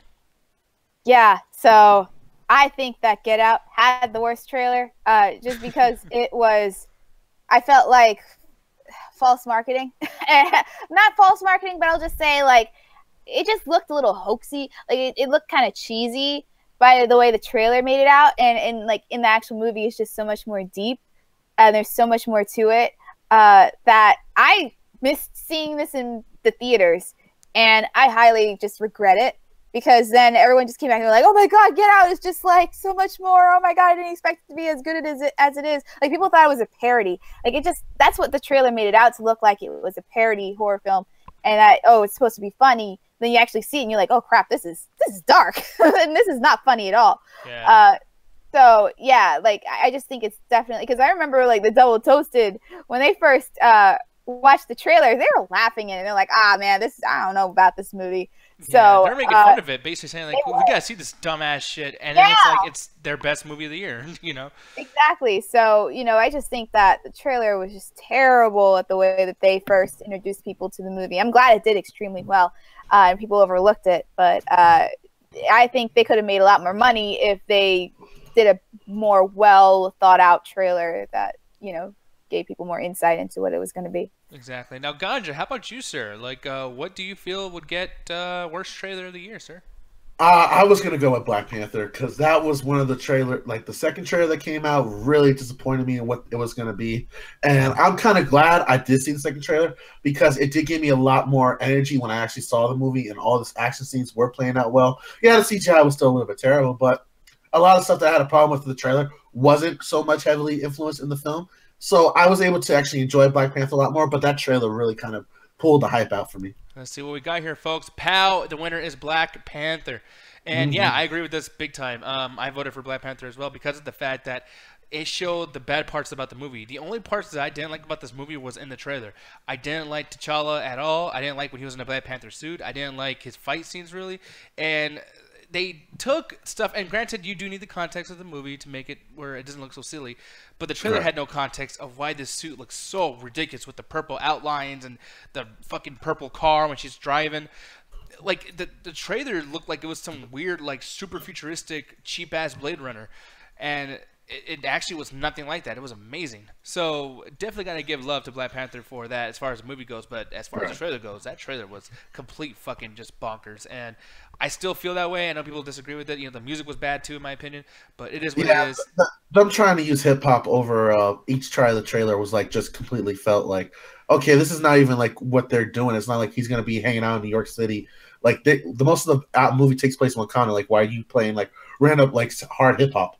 Yeah, exactly. I mean, it felt like a small, cheaper version of Luke Cage, and Luke Cage is fucking awful. But the movie, like I said, I love this movie so much. One of my favorite movies in all of Marvel's fucking library. But that trailer, I will stick to that shit so bad. But let's moving on. Pal, best trailer. We're actually being positive for once. And there's a lot of options here. We got Mother, Reigns, Jeepers Creepers 3, Ready Player One, It Comes at Night, Thor Ragnarok. Bet it does. Oh, yeah. Thor Ragnarok, Logan, Deadpool 2, and It. Allie, which one of these did you choose for best trailer? It was so close. I love the It trailer so much. But Ready Player One, I found myself replaying so many times just to see all the Easter eggs in it. And just like because I didn't know what to expect because I had heard about the book. I heard they were making it, but like to actually see like all of these properties in one movie, since Roger Rabbit, I was just like, oh my god, look over there! I see Freddy Krueger. Oh man, over there is the Delirian. Like that was so cool. And so yeah, I'm talking about the first trailer too, not the this is the final trailer that we're showing right now. Yeah, the teaser. Yeah, that one was just incredible, and just the music behind it too, having the Willy Wonka theme mixed in.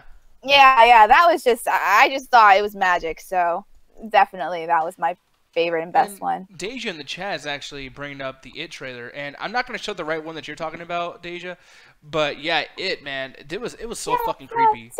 Yeah, yo, float too, and like that music playing.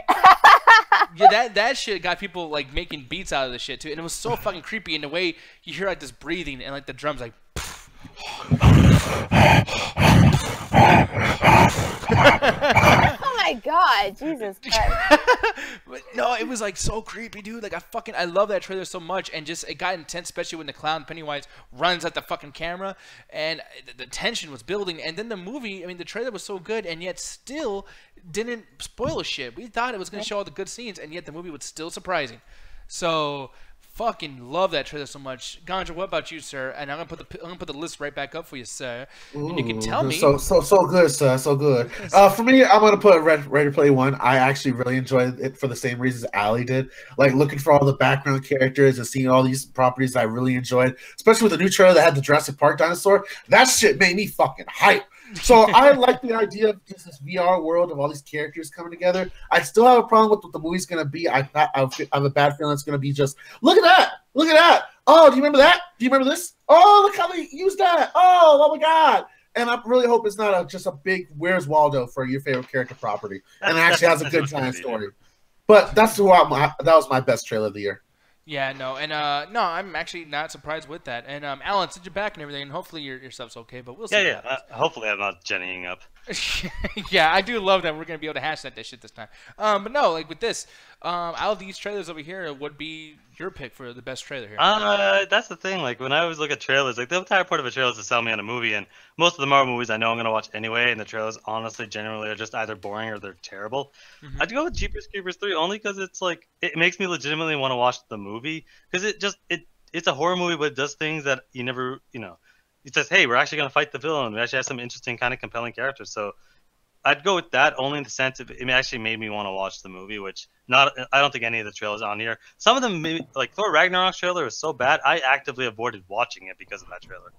Yeah, man. So it is what it is. And Mr. Gajah Guru. Oh wait, no, you already asked. I'm sorry. I was wondering. I was wondering if your shit was fucked up or not.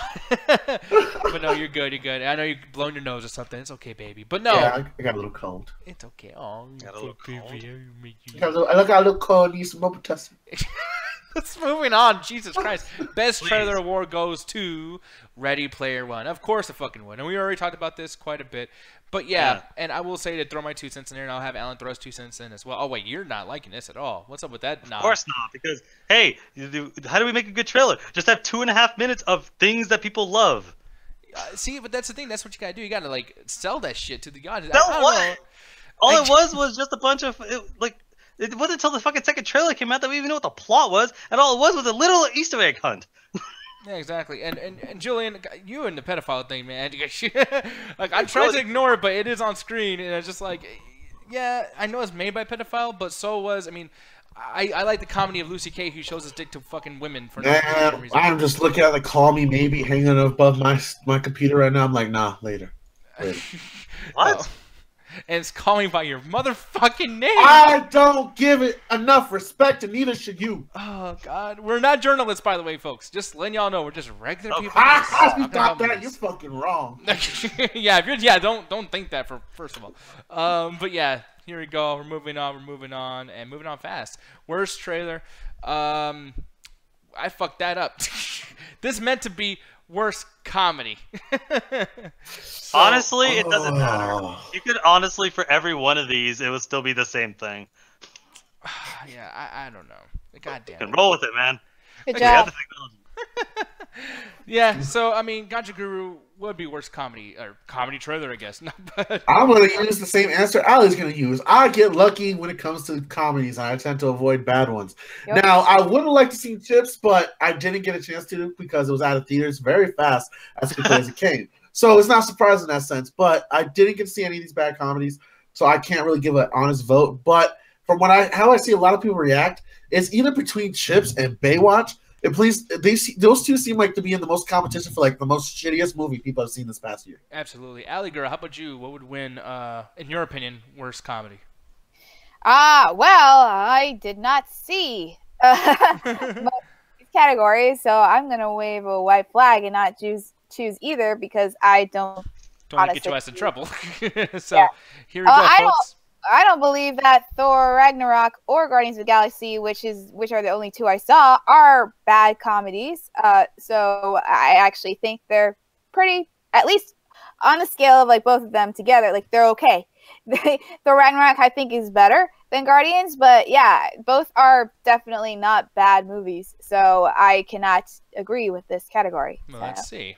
And the winners are both Thor Ragnarok and Guardians of the Galaxy Volume 2 because me and Alan both chose these two. Here's the thing. And well, I guess we'll chose argue. Guardians 2. You chose Ragnarok. Yes, abso-fucking-lutely.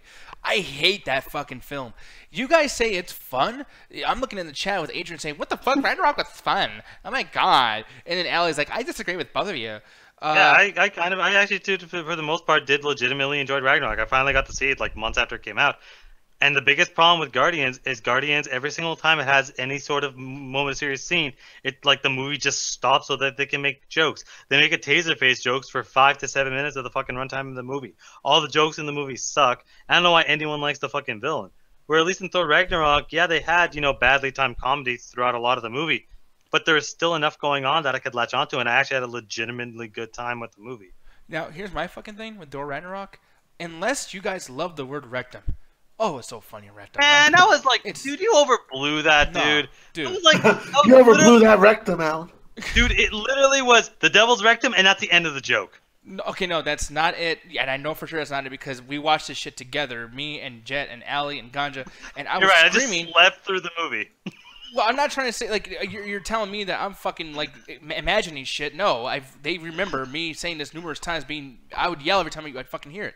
So if it was more than once, then that negates what you just said because, no, fuck this movie. Even if it was once, that's too much. That's a stupid fucking joke. But I cannot stand that a very important place that they need to go to, the goal of this fucking film that you got to go run to, is rectum this, rectum that. It was to the point where people will go and fucking talk shit about yoga hosers, and they hate the fucking 999 joke. And this thing does it, and it's more syllables than fucking 9. Rectum, rectum, rectum, over and over again. And then the stupid fucking joke about the Hulk can talk. Why is I know the comic books can always talk. No, I know he can always talk in the comics, man. But the thing is like it's a big fucking monster, and things aren't the same that they should be on the comic book in the fucking movie. It's a big green badass motherfucker. Like in the comics, also Wonder Woman drives a fucking invisible plane. Jet. Invisible jet.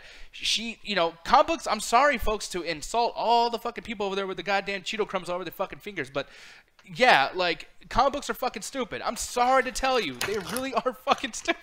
Okay, yes, but are you telling me that I wasted my life enjoying good material comic books from Marvel and DC, bitch? I'm saying you're wasting some good ass chips by not rolling them up properly. Why don't you put a fucking clip on the goddamn things? That costs money, sir. Anyway, there are lots of things from comics that are taken, some things that are not because they're made during a time when people were just kind of doing whatever. The Hulk was always able to, not to say the top, but even in the movies himself, like it shows that he grew past that because he spent 2 years as the Hulk. He's starting to learn how to be more of the Hulk. Now, not to turn this into an obvious, Thor Ragnarok review, but it showed that, after 2 years of him straight being the Hulk, he starts to be able to talk more, but you see he's still very childlike. He's still very much like, yeah, I'm kind of a gladiator. He's basically a gladiator that whole time. And it's like, yeah, of course he's tough, but he's not sitting there, sending out theses on gravitational waves. He's just doing the triple thing of, I want this, I want that, you can't do this, you can't do that. Like, it's very simple dialogue. There's no fucking up. It shows growth of the character. I mean, hey, that's cool, and I actually agree with that. I actually agree with that, Twix said. But at the same time, too, Guardians has that a lot, too. They're building their fucking universe. I can fuck with your shit, too, but they're not. You never saw the movie! I know I didn't, but they did build the universe. Like, they did build this thing that's going to lead to Infinity War. Meanwhile, Thor Ragnarok is this big fucking joke. That doesn't lead to Infinity War, that second one. But both movies kind of do, in a sense, because the first trailer you see in Infinity War, Thor and the Guardians of the Galaxy people meet up. The end of Thor directly leads them going to Earth for when Infinity War happens. The ending of Guardians leads up to another sequel to Guardians. God damn it. I'm not even gonna, like, I'll take the L. I don't give a shit. I will lose this fucking argument because the thing is, you people in the chat, and yes, I mean you people, you fucking nerds. The thing is, you guys started off with the Marvel Cinematic Universe where the shit was actually cool. You go over there for an event. You put on your stupid fucking costumes. You fucking, I'm never gonna have sex fucking get up. And you go over there and you fucking go, yay, this big awesome thing with the IMAX and explosions and shit. And they fucking mess with you. They got your dumbasses because you're gonna go to IMAX and you're gonna see jokes in 3D. Ooh, now I can laugh while the fucking jokes are coming directly in my face with the worst CGI. Dude, that does not even look better than Incredible Hulk with Edward Norton. That shit was terrible.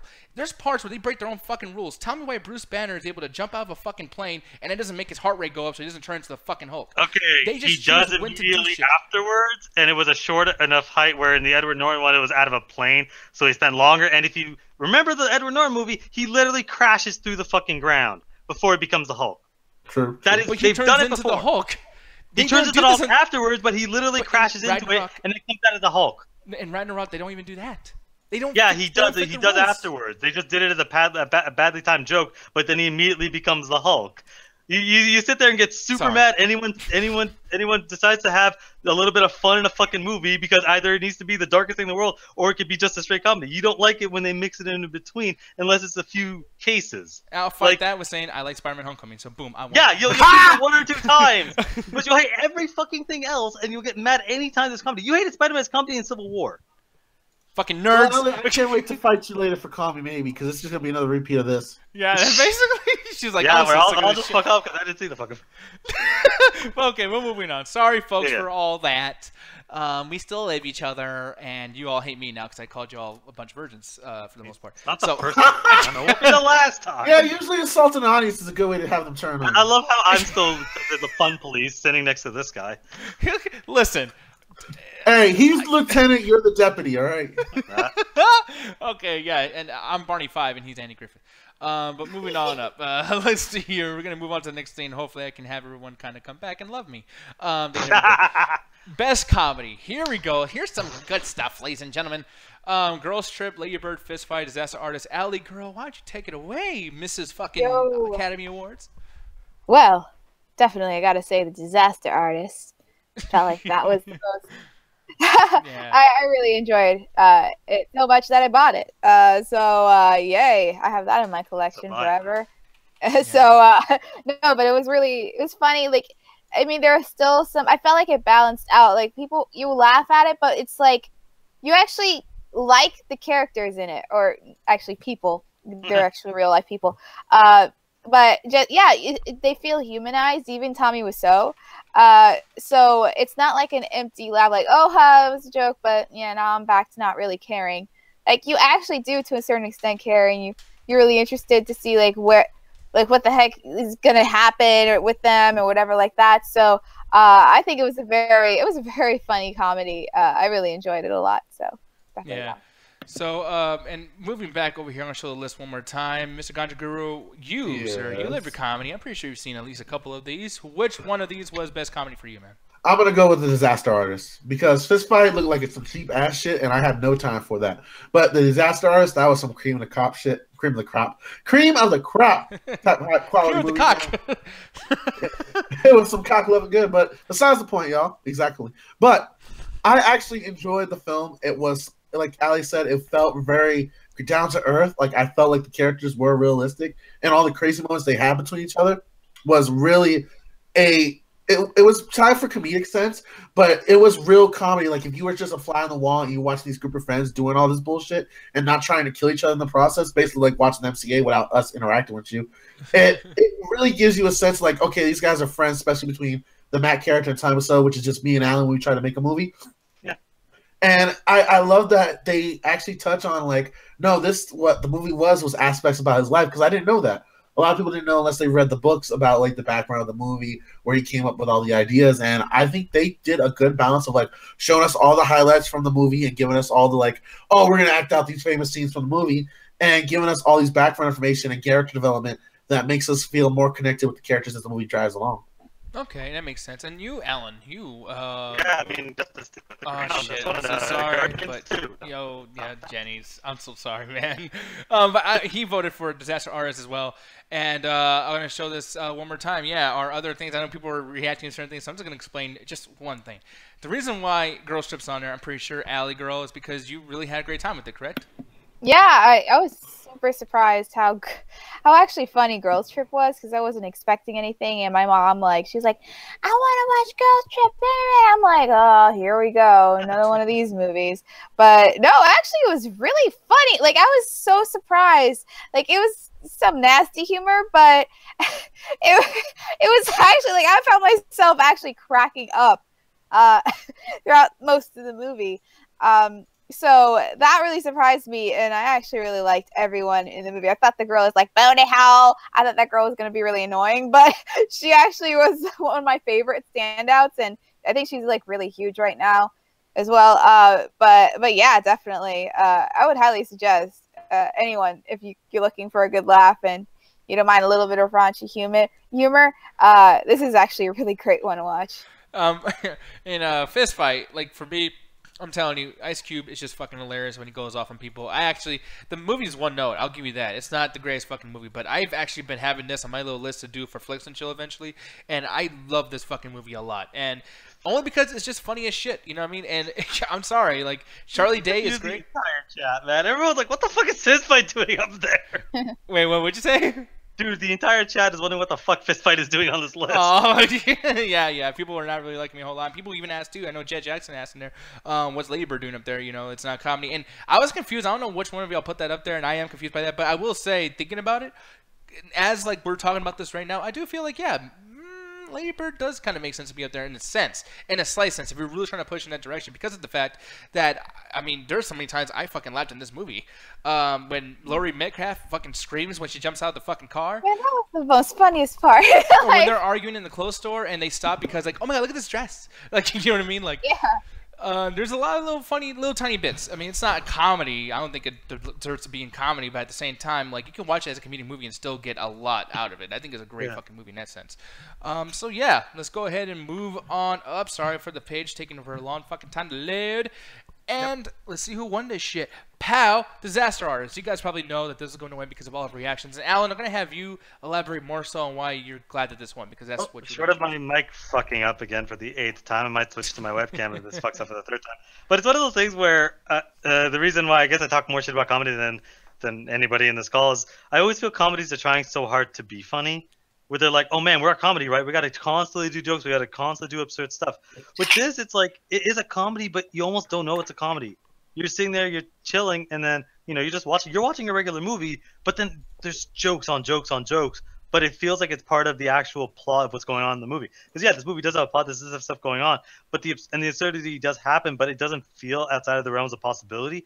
And then as stuff goes on, it's funny because of how the people are reacting to everything that's going on. And you almost forget that this is supposed to be a comedy. It feels like a drama with jokes in it. Exactly. So I'm going to move on from this. Let's see what's next. Worst writing. People are going to hate me a lot, but I'm sorry, you guys are fucking wrong. Thor Ragnarok. The Shape of Water. Death Note. Mother. Ellen. Star Wars Mother The Last doesn't Jedi. win, I'm walking out. If Mother does not win this, I'm walking out. Star Wars The Last Jedi.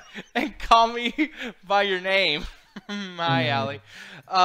Here's the thing. I'm going to start with Ganja on this one. Ganja, what do you feel, my buddy, had the worst writing of the year in a sense, sir? I'm going to put this back up. Pal, worst writing. What do you feel out of these?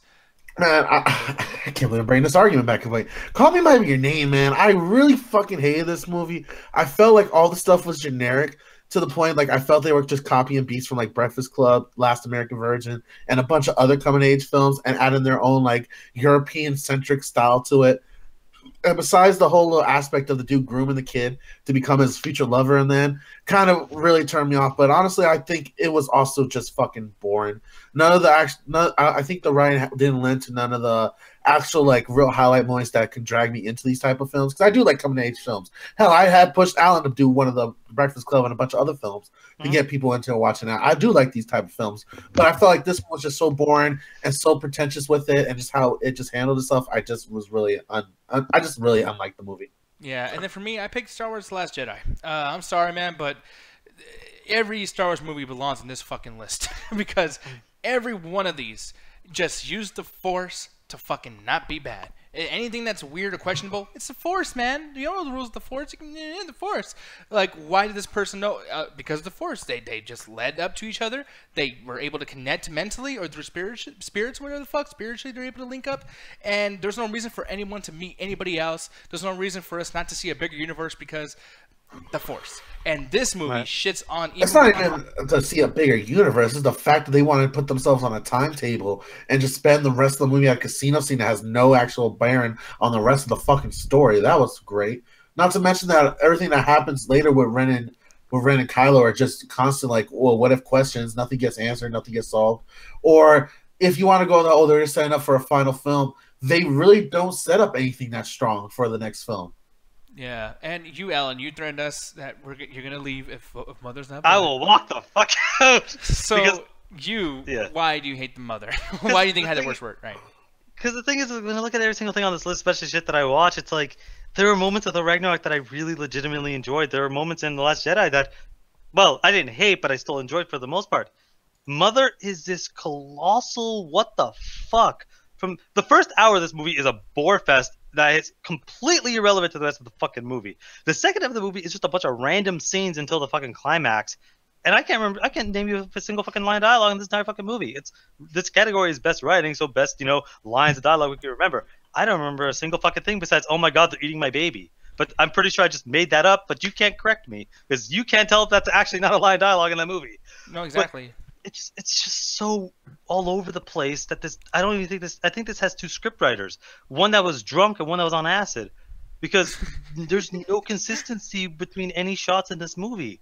So it's like, who fucking came up with this? This is like if M. Night Shyamalan punched Steven Spielberg in the face and then Roland Emmerich joined in on the fight. Like, nothing in this movie it's a coherent mess. It's an incoherent mess. Sorry. And here's the thing too. Like, I love this movie, but at the same time, I will say, Alan, just like how I have the problem with the Force, this movie has a problem with the Bible. Anything that's weird, the Bible. Why did that happen? The Bible.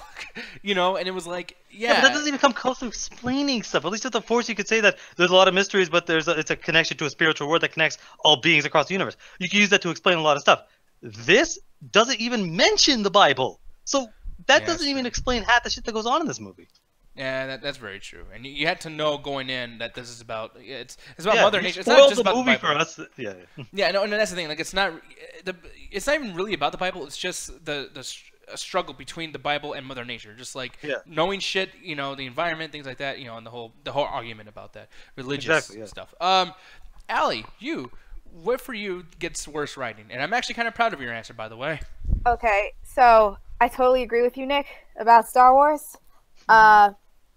However, I feel that this movie, The Shape of Water, I know people are going to disagree with me in the chat, but I genuinely feel like it's kind of worth writing just because it's getting so much acclaim as well. Like, I honestly don't see why it's getting so many nominations for screenplay, because it's such a basic story. And it has nothing, like, there's no real depth to it, in my opinion. I feel like I didn't see any real, like, complex and, like, layers to any characters. It was kind of all surface stuff. And it was basically a glorified adult Disney movie. Like, that's all it really was. Like, it was just more adult and more mature. But there's just stuff in it. I just felt like, okay, why is that there? Why is this storyline here for no reason? Because it never comes back to it. Like with the Sally Hawkins' friend, the guy who's gay. Yeah, no, not Octavia Spencer, but the other one, her roommate. Not roommate, because I think they have separate. Oh, I know what you mean. Yeah. Richard Jenkins, which I feel like he's great in the role, and I think he definitely does deserve a nomination. But I just don't think that. Like, what's the point of having him be gay if and have this whole, like, other storyline if it doesn't lead back to anything?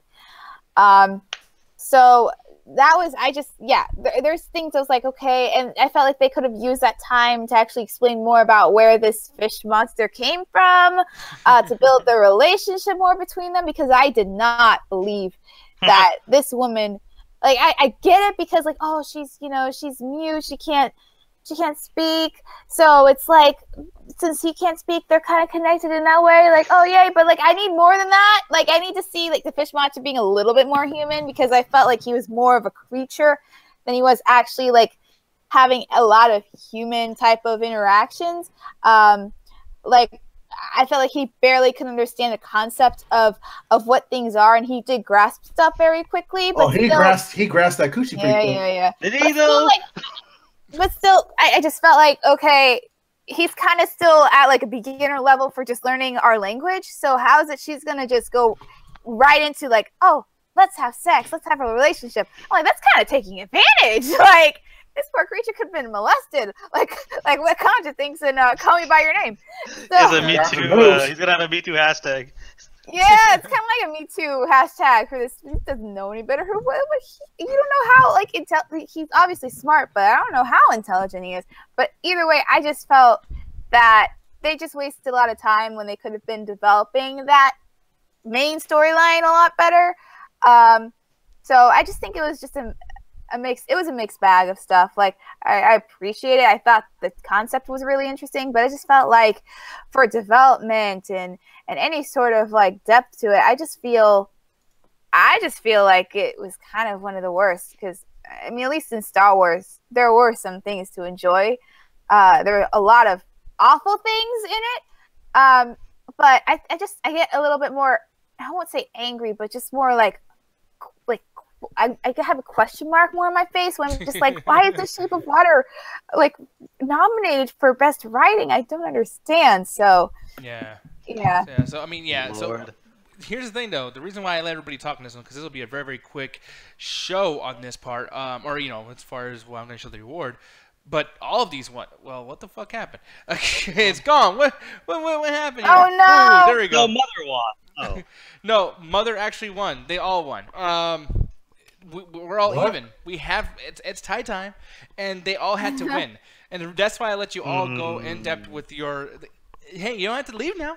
I don't know, man. That's a cop out because Mother still didn't technically win. Yeah, that is a cop out like an asshole. No, I'm sorry, but it's not my fault there's so much bad fucking writing. But yeah, for all of our readings, for all of our reasons. I mean, we have to be fair to be diplomatic, and I can't go in and administer it and say, hey, this other thing needs to win aside from everything else. We all agreed on this, and that's what we're going to have. Winners, Mother, Star Wars, The Last Jedi, The Shape of Water, and Call Me By Your Name, folks. You got a good point. Y'all should go with my decision, Call Me By My Name, or whatever the fuck it's called. You should all go with Mother, because I guarantee you, y'all can't name a single fucking line of dialogue of this entire movie. But we'll move on. Which one? Mother. Oh, we quote that all the time. I mean, but you quote the title of the movie. No.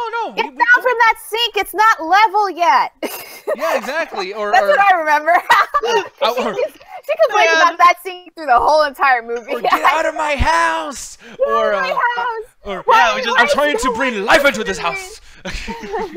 There's so much in this movie. Javier Bardem, every line he says, you remember. So I disagree with you on that. I'm sorry. Nah, man. Listen, the chat will be on my side. There's a bunch of people that chat that hate Mother. Oh man, FML is saying uses the Force to choke Nick out and then throw him back into the sucking place. But yeah, and Julian, you're right. And that's where you're right. That's why I brought up the scenes make no sense and there's no connection to the overall plot of the story. There's nothing going on in that movie. But see, sometimes writing has to be into place too. Like Shape of Water, there was writing a way into it without any dialogue from that girl, Sally Hawkins. There should have been writing around her. But like I said, I mean, we'll disagree. But sometimes dialogue isn't the end all be all. Sometimes I don't want no fucking dialogue. I mean, the best stories are told without dialogue, to be quite honest. Well, I mean, you can tell a really good story without dialogue. That is possible. Exactly. So thank you very much. See, yeah, we're all agreeing. So let's move on. This thing down. We're getting closer to the end, folks. PAL best writing. Okay, more positivity. And hey, look at that. We remembered this time, folks. The number one, Get Out. Get Out. Coco. What my choices? Oh shit! I accidentally put your name there. Sorry, buddy. Well, what are my choices? I forgot. People, I was really fucking tired and busy. I'm sorry. But yeah, well, Alan votes for Coco. Lady Bird, Suburbicon, Downsizing, and Jeepers Creepers 3. Allie, you girl, what would you give best writing to? So I'd have to give best writing to Lady Bird. Lady Bird. Lady Bird. I just love saying Lady Bird. Why do you guys like saying that so much? I don't know. It just sounds like Lady Bird. I was thinking of the dog from King of the Hill. Yeah. Lady Bird. I just feel like it's such a really well-rounded script, and that like everyone feels like real people, and like even Saoirse Ronan, like she is like her, she is the typical teenager, but I feel like she's written in a way that's like you still like her. It's not like she's completely overbearing and that you're just like, oh my god, this girl, will she shut up? Like they're really like, she's bright, she's smart, and yeah, there's stuff, she feels like all the terrible things in her life are just absolutely awful, and like, oh my god, it's the worst ever, and she's not looking in the grand scheme of things and what other people go through, but like I still feel like she's level-headed, and like when things are going on with her family, she actually, listens. She actually like understands and everything, and she grows throughout the movie like any teenager would when they get older. So I really enjoyed that, and also like there were no real bullies or just like terrible, like no real people in this movie that like did terrible things to other people or said like, oh, go kill yourself, or oh, just did these awful things. It was like, okay, the popular girl in school, she's actually nice, like, and she only stops like, her character Lady Bird, she becomes friends with her, and only they kind of grow apart because it was Lady Bird who kind of lied in the beginning, and so she was like, oh, that's not really cool, but then afterwards she's like, oh, it's all right.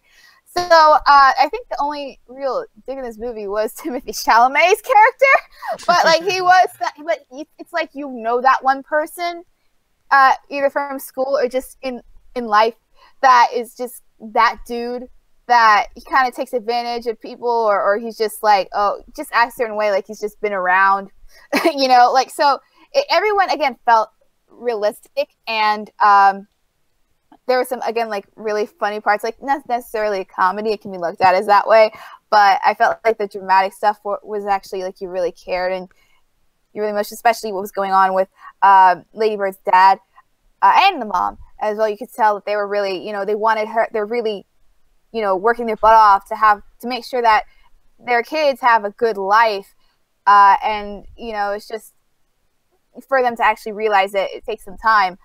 But yeah, man, I just absolutely adored this movie, and the script I thought was just, all the dialogue just felt very real, about, especially like mother-daughter. Like me and my mom, I've had some fights that were very close to, like in a way, like not as bad as Lady Bird, but there were some heated arguments when I was younger. So it was like very reminiscent of that, and I felt that's why I really like. Beside Call Me by Your Name, Lady Bird was definitely one of my favorite movies of this last year, because it just hits so close to home, and stuff that I've dealt with in the past, and when I'm trying to get out of this freaking city I'm in right now, just like Lady Bird, and I'm just like, I want to go where culture is, like New York. Like, yep, that's me. Yeah. So, and for me, like, and here's the thing, I'm gonna just say this really quick, get it out of the way. For me, Jeepers Creepers 3, I put the wrong thing on there. Jeepers Creepers 3. Now, the reason why this is best for writing, okay? I'm sorry that I'm pissing everybody off, but the thing is like, the only thing people can wrap their head around, and this is the thing that I always get mad about, even Alan or any kind of cinephile within this community, and this community does a lot of shit where they get into the whole IMDb ratings or the Rotten Tomatoes ratings or the behind the scenes. I watch movies for the fucking film. I don't care what had to go into the writing, and I know me and Allie will disagree with that big time, because she cares a lot about the efforts that's put into film. The thing is, there's many efforts put into The Room, and it was the worst fucking thing I've ever seen. There's many efforts put into The Handmaiden that was fucking terrible. Like, I don't care about the efforts. I want to be entertained. If it's worth my money, I want to have a good time. And Jeepers Creepers 3, everything that I wanted from the first movie and the second movie, without knowing that the guy was a pedophile, which nobody knew, by the way. That's why the man was able to make the fucking sequel and the first movie. The thing is, everything I wanted in a third movie happened in this film. They literally found a way to make the most villainous monster of the early 2000s. I mean, this was like, he could have been the new Freddy Krueger if it wasn't for the whole sexual fucking misconduct thing. But he was huge, and they made him the prey in this movie. and they still stuck to their storyline that they built from the first one and second one. This movie, with the budget that it has, which is a very, very low budget because, once again, the sexual predator that fucking made the film, they were able to go back in time. They actually got fucking old actors from the first movie that they ended off with at the end of the first Jeepers Creepers, and were able to make a movie that takes place in between 1 and 2. So this is actually Jeepers Creepers 1.5. And they built this shit where I looked at it. There's no way that I can challenge the continuity. Everything's explained. They explain things that didn't have to be explained in the first movie. They explain things that they didn't have to explain in the second movie. And it was also entertaining. They knew that it was going to look bad. And it is a B movie. They don't have a big budget. And yet this has more fucking action than any goddamn thing. Aside from the Marvel movies, it has more action than anything I've seen this year. And they did it. They busted their fucking ass. And it's all like, I mean, yeah, there's bad CGI where he's flying and shit because, you know, people don't fly. Stuntmen can't fly. But really, aside from that, when they're doing, like, you know, punching things, hitting things, crushing things, it's real. It's no CGI, like, car rolling and all that bullshit. There's no CGI explosions. Shit's fucking prosthetic. It's amazing. I love it. And, yeah, for me, best writing. But Ganja Guru, go ahead. And tell the folks what you think should get best writing, sir. I think it should be Coco, man. I think that movie blew me away the most this year out of what I got out of it and how deep they went to the Mexican culture and digging out a lot of stuff in it that I think would have surprised people that are not even into, you know, a lot of the Day of the Dead stuff, a lot of the aspects or aesthetics that go into the holiday. And I think they found a good way to make that appease to the general audience. And I do agree, Deja, you will cry your fucking ass off. This movie is fucking very hard on the waterworks. I think Alan cried in the fucking beginning. Like, we didn't even get past the 30-minute mark. We're in the intro. Yeah, it's a really good film, and I think that had the strongest writing out of all the films I saw. Yeah, and but yeah, so I mean, we'll get into it, but yeah, Coco, I feel like this is an okay movie too. I mean, I remember watching this with you guys, and you guys almost cried. It was fucking hilarious. But yeah, and then, you know, Julian, once again, I'm not trying to fucking pick on you either, but like, you are Roman Polanski, etc. Like, you get mad with the Jeepers Creepers theme because a child molester like made it. Meanwhile, you're cool with people who clap. A whole fucking Academy goddamn theater clapping for a pedophile and a rapist who raped a 13-year-old girl. That's why I don't like the Oscars, because all of y'all are hypocrites. Like, I'm sorry, but all of you, every single one of you. If you like the Oscars, you better be cool with people who molested kids making the fucking films that you've watched and praised, because that's the thing that happens continuously. Every movie made by the Weinstein Company, guess who Weinstein Company is named after? A motherfucker who did sexual misconduct on a continual basis. And if you like Family Guy and all that shit too, fucking Seth MacFarlane was cool with it, makes a fucking joke about it, does nothing to help any of those fucking women. I'm sorry, but I don't give a shit. Don't fucking play holier than thou with me, because if you're into cinema, you have praised a fucking pedophile or some sexual misconductor and live with that shit. You know what I mean? Like, not only that, like, even when it comes to Call Me by Your Name, it actually fucking promotes it to a certain degree, how everyone's so casual with the acceptance of the relationship. Yeah, and I mean, hey, it's awful that the dude who did what he did behind Jeepers Creepers, but he wasn't raping kids in front of my fucking face. I'm literally watching Call Me by Your Name, and he's putting it inside of a goddamn underage kid. That's not fucking entertaining to me. I wouldn't go spend my money to go to a fucking theater and a big fucking screen and watch underage sex. You know? Well, I don't get it. And I'm not trying to get mad or bring a thing, but it's like that hypocrisy, you know what I mean? I'm not trying to say, like, Call Me by Your Name is a bad movie because of that. I'm not saying that. Contra probably is. I'm not saying that. I don't like it because it's boring. I just don't like it. That's just me. And we'll just differ opinions on that, Ellie. And I respect your opinion, too, and I think that the movie was brilliantly made, too. Great fucking cinematography, some of the best cinematography. But, you know, I don't think we should feel bad if we like a movie that has some bad shit behind it, because I can't enjoy Lucy K. I can't fucking enjoy half of the shit that I want to enjoy because all these fucking dudes that did terrible shit. I mean, do you guys like... You can separate the artist from politics. Yeah, NWA, they beat women half to fucking death and all that shit, but you still listen to rap music, right? Yeah, you know like, I mean? Again, Eminem is one of my... after this? Yeah, well, exactly. Eminem is one of my heroes, but he's done a lot of deplorable things that I had to challenge him on every time I listen to his music, but I still listen to his music. Yeah, exactly. So that's the thing. That's why I get frustrated with that shit, because, you know, if you're going to pick a side, stick to the fucking side. Don't be a hypocrite. Shit gets my fucking nerves. Anyways, moving on. And let's see who won this, by the way, too. And I can probably guess. And sorry for putting your name on there, Alan. No, but... I really enjoyed the movie Coco, Alan. No, this movie, like I said, man, it made damn near everybody fucking cry in that goddamn call. It was quiet as shit. I know Allie was probably sharing some tears and everything too. And you, Ganja, you know, I mean, I never see you get emotional over anything. But that shit was awesome. I like Coco a lot, and I would have put it up there if it wasn't for how much I love Jeepers Creepers 3. You know what I mean? But like, yeah, Allie. I mean, that's everyone loves this fucking movie, and yeah, I don't know. I like me some Coco too. But let me see. Let me move this along. Pow. Man, XSplit fucked everything up, y'all. The winner Pennywise for what? I don't even know what happened there. XSplit just changed fucking everything on me, y'all. God damn. For Hollywood. Oh, yeah, I would love for you to be running the actual fucking ceremony right now. Be like, oh, so yeah, that wasn't best protagonist, that was antagonist. So can we get them back on stage and hand back this award? Yeah, basically, yeah, the best antagonist was goddamn, or antagonist was it. Moving on, protagonist. I hate XSplit so much. But yeah, best protagonist: Wonder Woman, Spider-Man, and King Kong. And people are gonna hate me for saying King Kong too. Let's see if we molested any other gorillas. But yeah, you, Allie, out of those ones that we just put up right now, Spider-Man, Wonder Woman, and King Kong, which one would you choose out of those three? Wonder Woman. Wonder Woman. Okay. And yeah, I'm not surprised with that too. I know a lot of people love their Wonder Woman. Ganja Guru, how about you, sir? Of course, Spider-Man, man.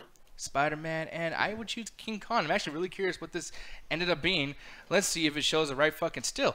Wonder Woman. Oh yes, Wonder Woman. Here's the thing.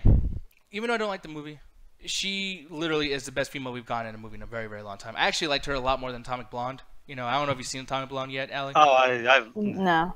Yeah, but Wonder Woman did.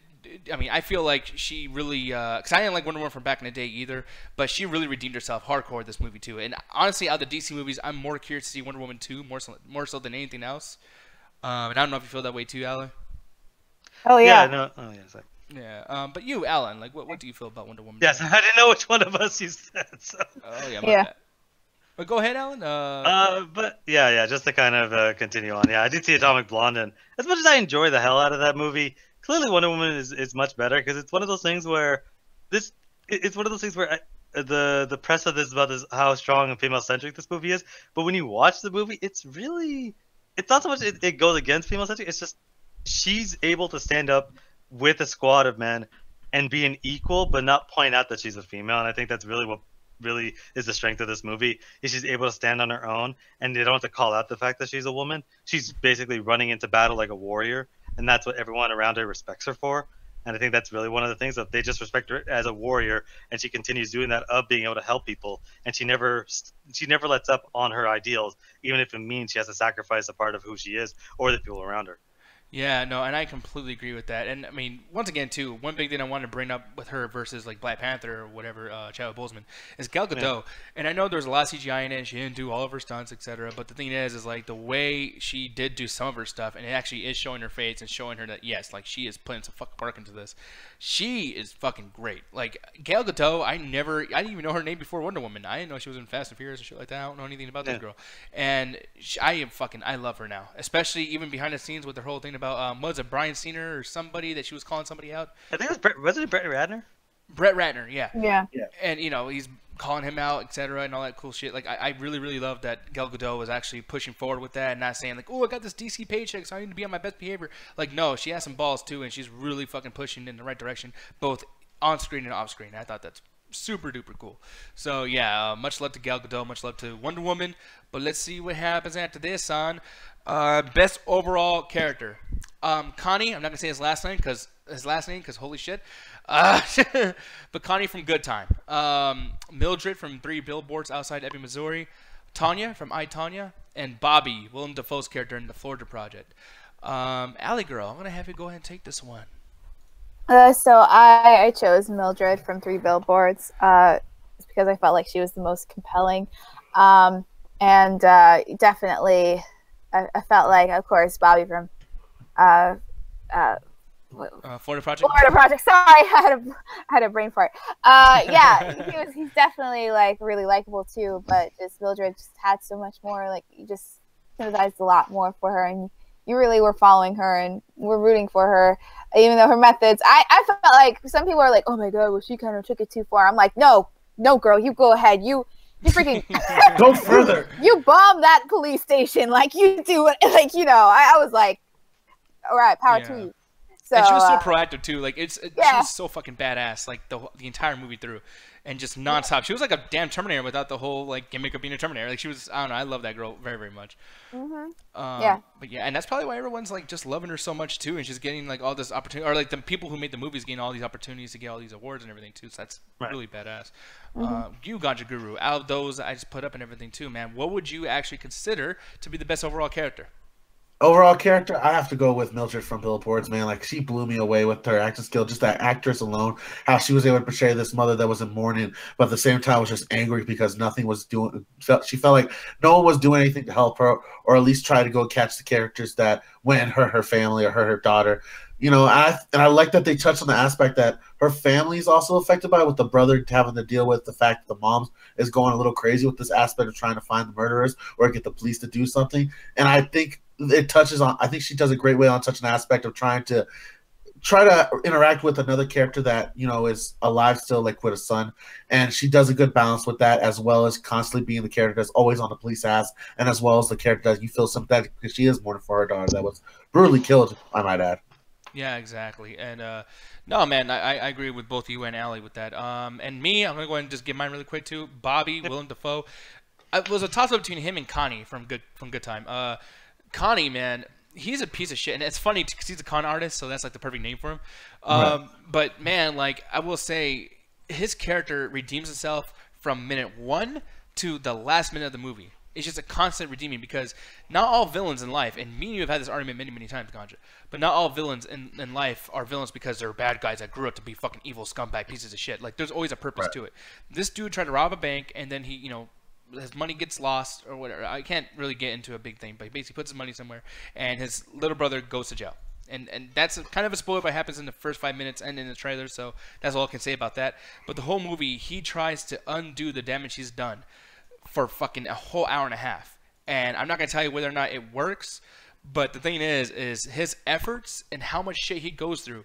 He is kind of a different character at the end of the movie. Granted, he was a piece of shit in the beginning, but man, I really love the way they did his character in the movie. And Robert Pattinson, man, what a big growth from Twilight. That fucking dude is amazing. And yeah, I'm hopefully think the same thing with Robert Pattinson, Allie. Yeah, seriously, I think people give him a lot of shit for Twilight. Like, no one hates Twilight more than the actual actors in the movies. Like, they want to try to distance themselves as far away from that series as they possibly can. So I don't think it's his fault. I don't think it's Kristen Stewart's fault. Like, both of them are actually very talented like in actual like other roles and like more indie films or stuff like that. So but I seriously was blown away by how good. I didn't expect him to be that good in Good Time. So I can't wait to see more from him, and hopefully he gets more interesting roles like this. Yeah, I had such a good time watching that movie. Alan!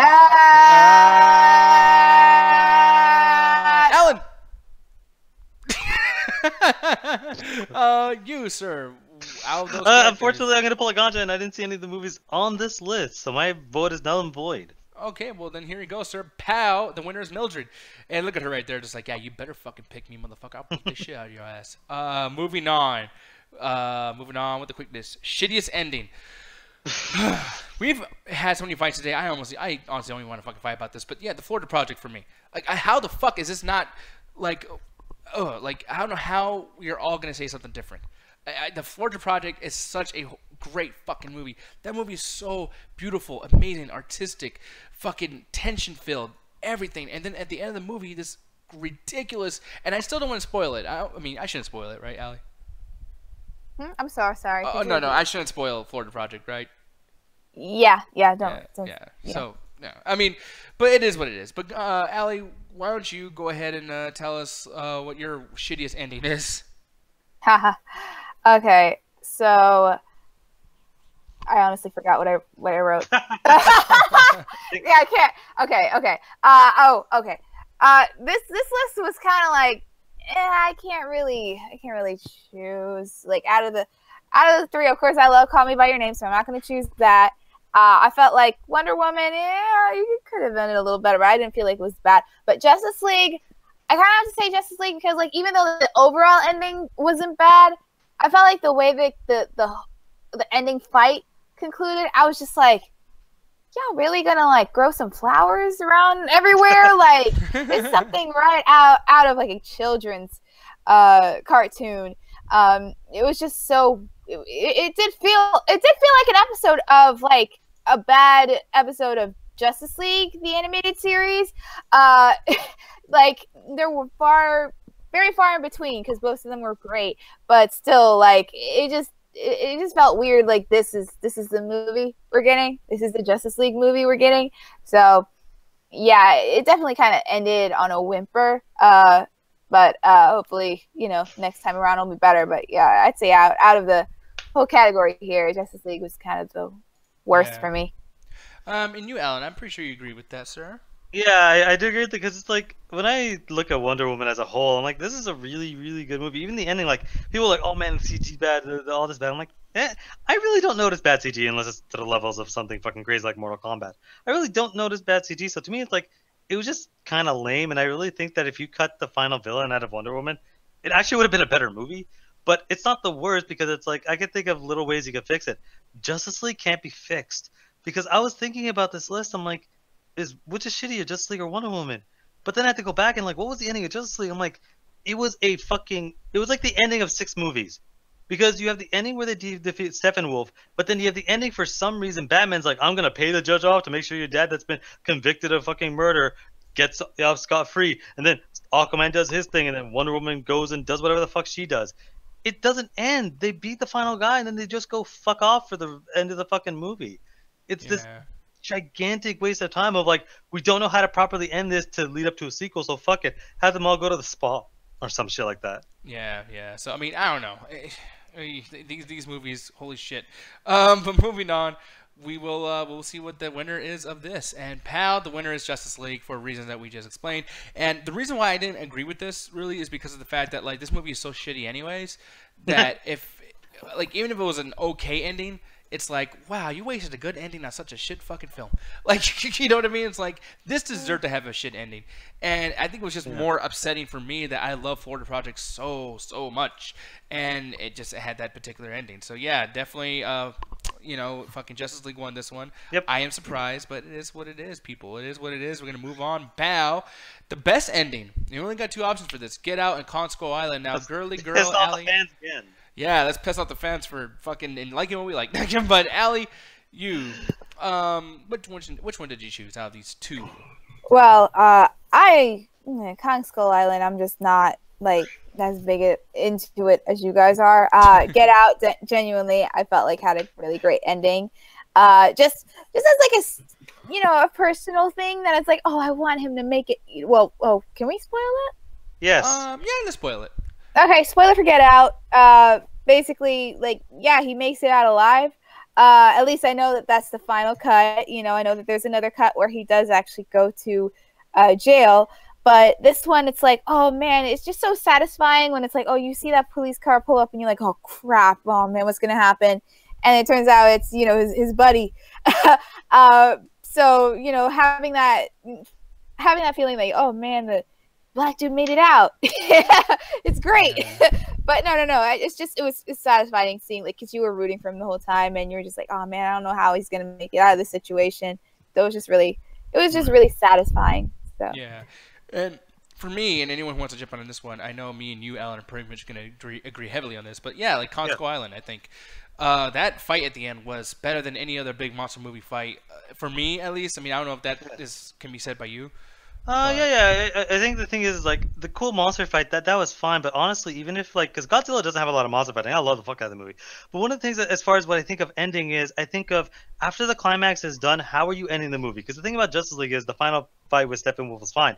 But the ending, to me, is what the actual ending where they split the characters off and they all fuck off, do whatever they want, is god awful. But with this, it's like, yeah, the monster fight was really fucking cool.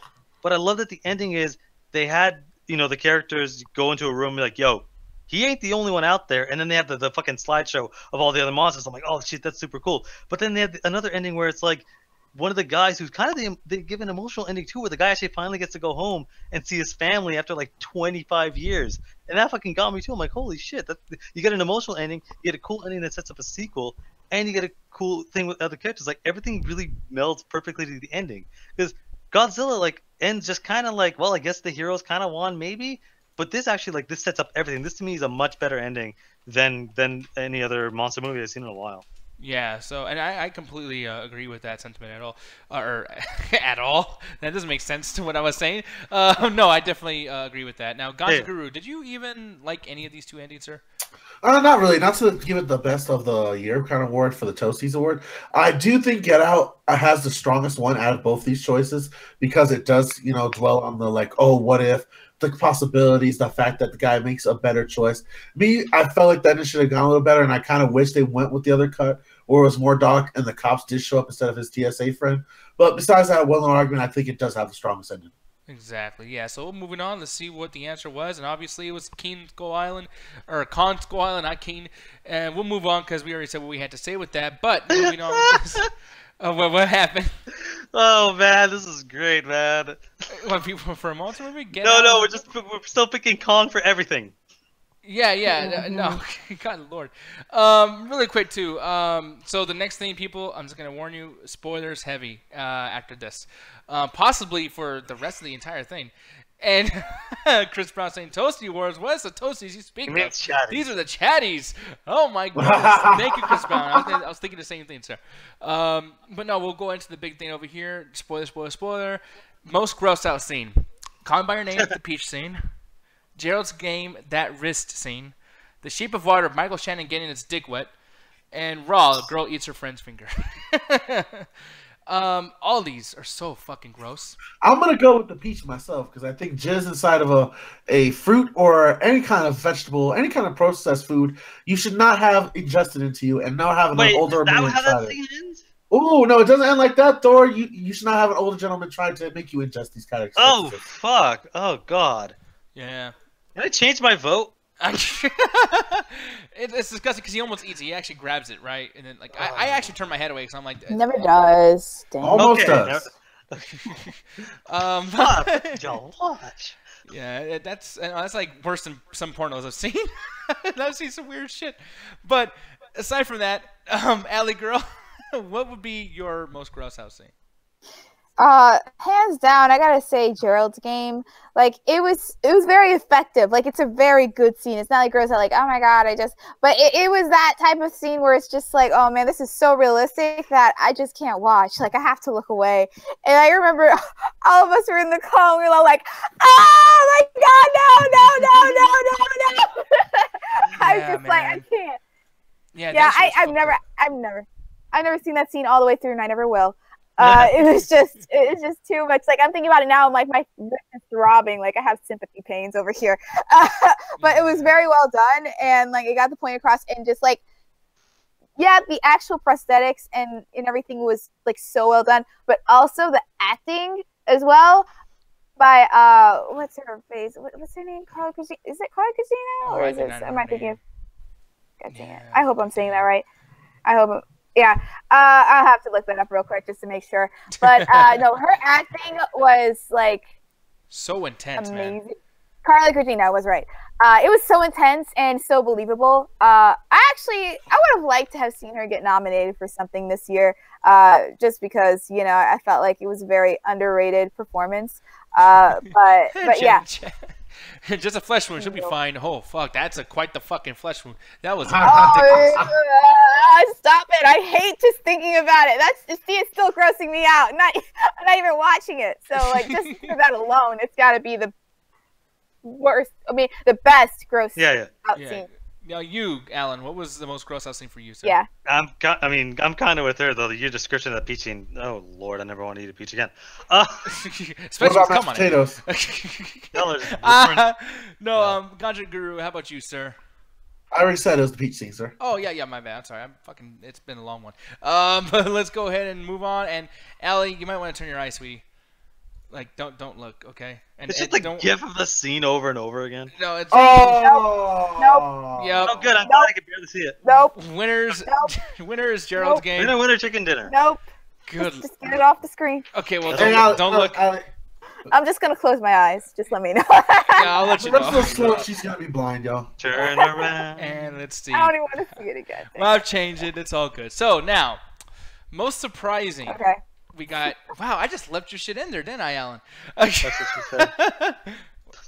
Aw, I appreciate that. Yeah, I'll start doing these like a year ahead of time. But Alan obviously picked It. Most surprising. Yeah, It, Get Out. I'm getting a lot of movies this year, man. I got Coco and now I'm getting It. He's getting it, y'all. So It, Get Out, Girls Trip, Wonder Woman, Spider-Man, Homecoming, or Transformers: Last Night as most surprising. Whether it's a negative thing or a positive thing. Allie girl, why don't you start off with what you think is most surprising? Well, the most surprising was It, hands down, because no one was expecting it to be as good as it was. Like especially because it's a remake. People really liked they liked Tim Curry. I will say that. I think he was definitely the one thing that everyone remembers from It. The TV series they did. But either way, no one was really asking for a remake, and yeah. But either way, I think everyone was just floored how amazing that it was, and like how such a different take, I think, on like a horror movie with like having still a little bit of comedy with the kids and all the kids. At least for me, I really liked all of them, and you really actually did care for them. You really wanted them to survive, basically, through their encounters with Pennywise, in which Pennywise himself, like Bill Skarsgård, was just as good as Tim Curry, and he's definitely like created this whole new iconic horror villain for a new generation. So yeah, that was definitely the most surprising, and surprising how well it did as well. Like everyone really, even people who don't even like horror movies, went out and saw this because there's so much more to like about it and to really grasp than just like the horror elements. So yeah. Yeah. So, and you, Mr. Alan Shagazine. Yes. Well, the movie's named after me, so. Yeah. No, but you obviously love It. I'm just gonna give you a chance because I keep fucking your own shit up, and I don't know why I keep doing that. But yeah. With that said, though, I'm gonna give you some time to discuss it too. Like, what'd you like about It, and what was surprising about that movie? But just surprising that I like the Stephen King adaptation, because honestly, I think most of it sucked. Because the last one I watched and when I actively threw shit on my screen was The Mist. Fuck you, Ganja. That ending was trash, and you're wrong for liking that ending. Fuck you. You are wrong for liking that ending. Fuck you. The point is, while Ganja continues to be wrong in his corner, the thing about this is like it was a horror movie, and it's already de facto. I'm not a huge fan of horror movies. It's a psychological horror movie, and again, I'm not really a huge fan of those either. But one of the things, and child actors, so it's like, wow, this movie can't have anything going for it. But immediately, as soon as I was watching, I'm like, I'm actually really starting to like these characters. You know, you don't really get their names, at least right away, but you start to get a kind of feel for all these characters. Why? I'm trying to chat. Oh, Yeah. I'm so sorry. I'm not going to laugh over Here we go. He just did the cream pie thing. Anyway, I was surprised by that. I actually was really going on to getting attached to the kids and actually wanted to go on. The big kid, I can't remember what his name was, but he ended up being my favorite character because that kid goes through some shit. He gets pushed down a mountain. He gets stabbed. He gets cut open. Like he goes through some shit. So he de facto became my favorite character because he's going through all the shit. He's never complaining or crying for his mom. He's just going through and fighting this monster off and trying to get the girl, which he doesn't get because man. They did that boy wrong. Hey, he could have technically got the girl if they wanted to go with that whole orgy scene that's in the book. There's a lot of stupid shit from that book that they shouldn't have kept in. But one of the things is I also like usually with these horror things, like I'm either not scared or it's jump scares. But with this, I was legitimately terrified because a lot of what he was doing, he was fucking with their minds. So this is actually symbolism that was subtle. You know, every single person had a version of scariness that was scary to them, not just to the audience, because like, you know, the girl's dealing with her growing up and dealing with creative stuff and the entire room just fills with red blood. You're like, what the fuck? That is terrifying to you as the audience because you're seeing it through her who's just not able to deal with this shit right now. Is almost going catatonic. And it just, yeah, it was legitimately terrifying in the actual thing because it's like, it makes you think like if you're in that situation, like, am I going to be trapped in a room full of bees? Like shit. Exactly. Like, you know, and I just kind of like that, and it went from like it kept going and going and going. It had a fight scene at the end. That like I was like, okay, I guess it says everything that I've ever wanted. So it was just a good movie from start to ending, and the actual ending was good, unlike The Mist, Ganja. Fuck you again. The Mist is great. You just need to get over the fact that characters need to die at the end sometimes. That is some bullshit. 10 seconds later, everything's fine. Hey, that even makes it better. You know why? That makes it worse. Because you can't predict the future and you don't know if you're being saved or not. 10 seconds later. That's how life is. That is 10 seconds. Fuck that is 10 seconds. All that matters. That's how life is. That's your answer to everything. That's how life is, bro. That's not how life is, brother. If you didn't make that left turn on the highway, you would have died. 10 seconds. Well, that's like saying, oh man, I shouldn't do something and then move 10 seconds to get hit by a bus. Well, if I didn't wait 10 seconds, I would have been fine. That's some bullshit. That's not completely what happened. Like, they actually made a decision, like, oh, well, we're all going to die anyways. Might as well make it painless for everybody around me. And then he realized he made the decision wrong. Yeah, okay, if the movie ended there, it would have been fine. That's not my problem. If the movie ended there, it would have been fine. But the fact that it has to be like, well, everything was fine. Well, it had to prove after that, like, he made the wrong decision. That was the whole point of that ending.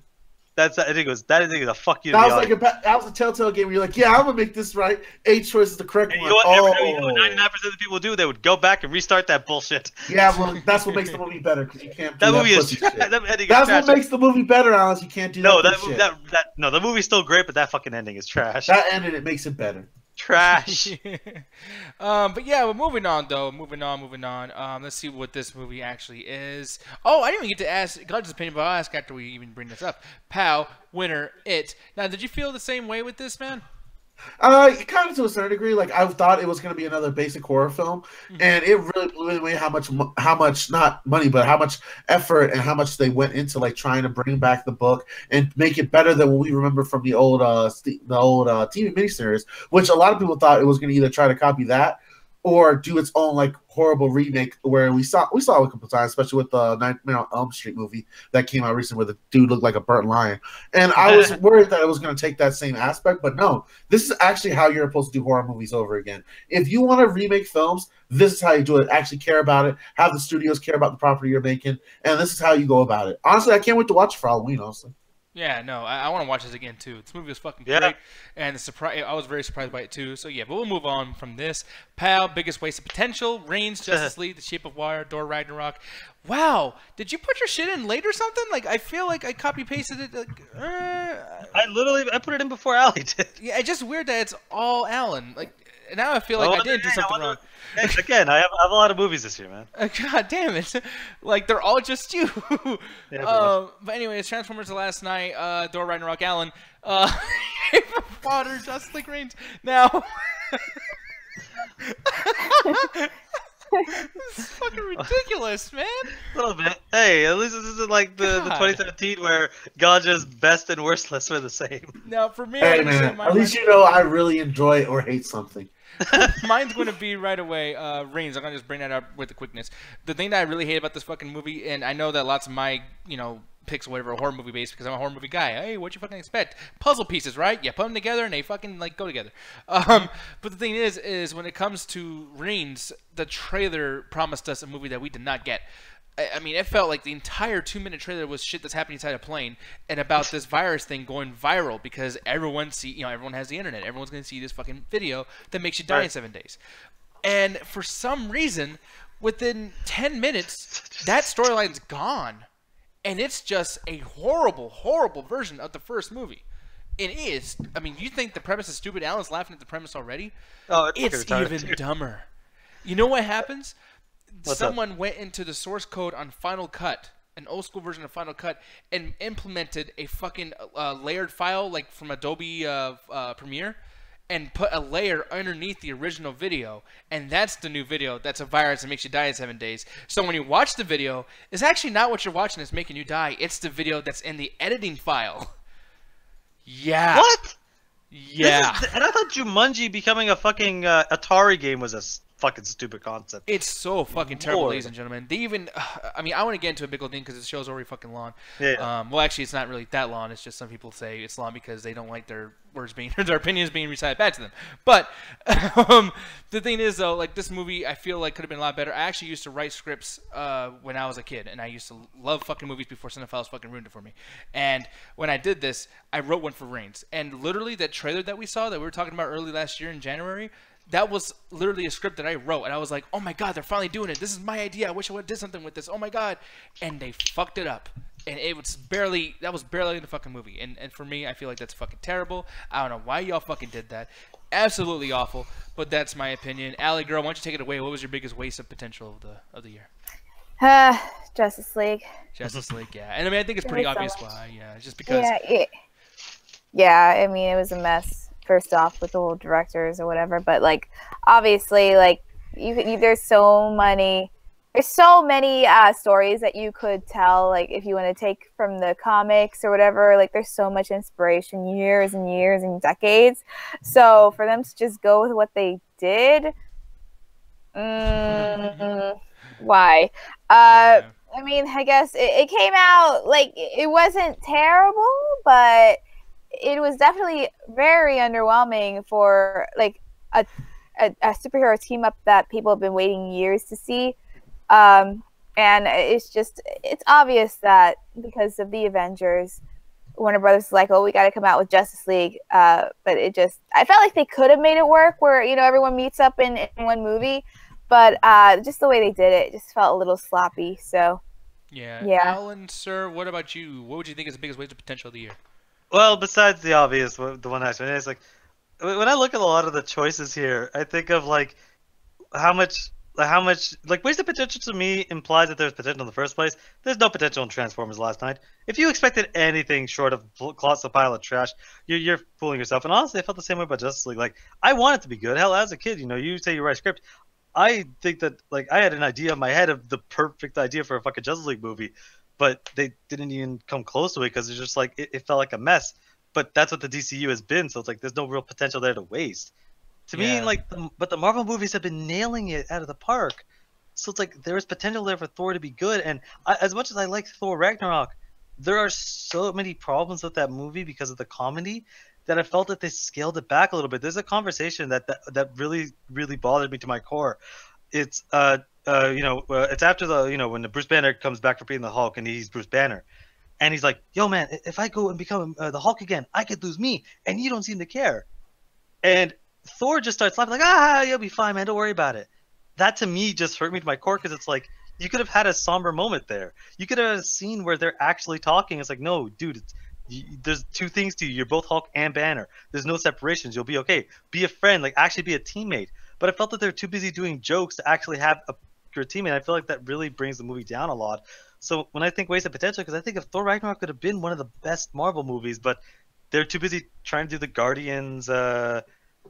Guardians treatment, and I really feel like it brought the movie down from it being a better than sex to it being a low full price.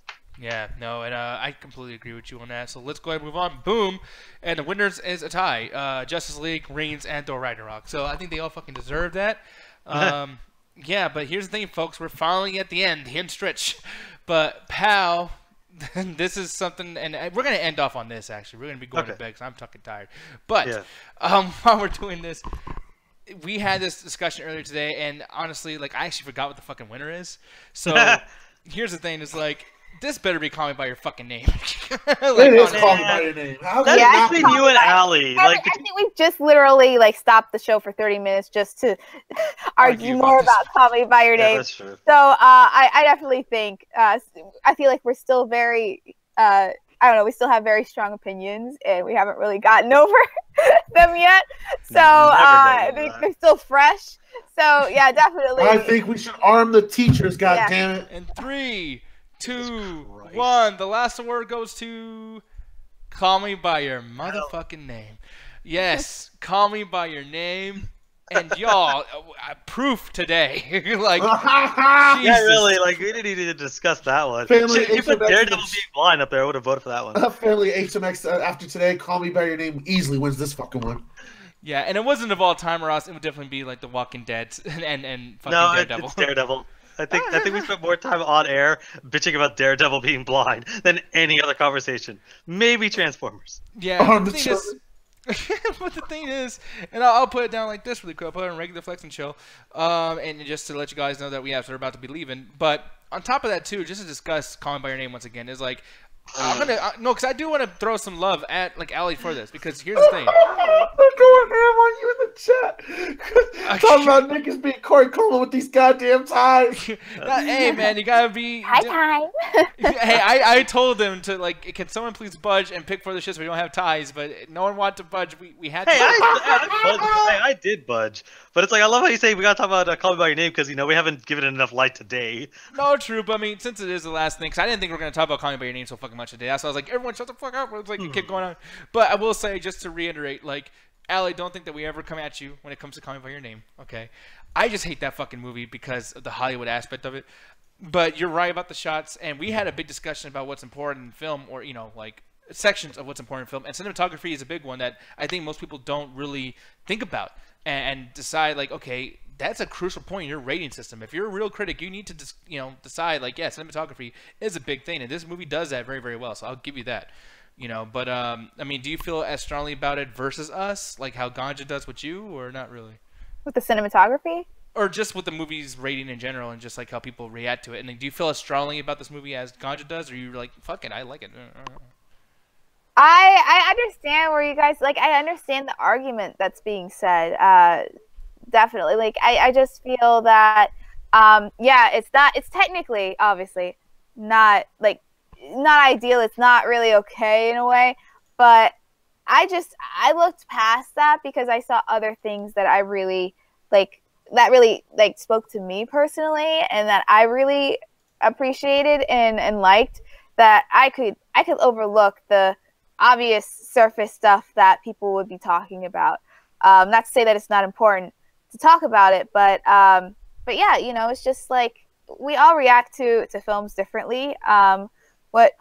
What one finds, really interesting and kind of cool, others just absolutely hate it. Like, I think it's been proven on the show that we all have a very diverse, a set of films and different subjects that we like, and some that we just do not agree with and just can't get with.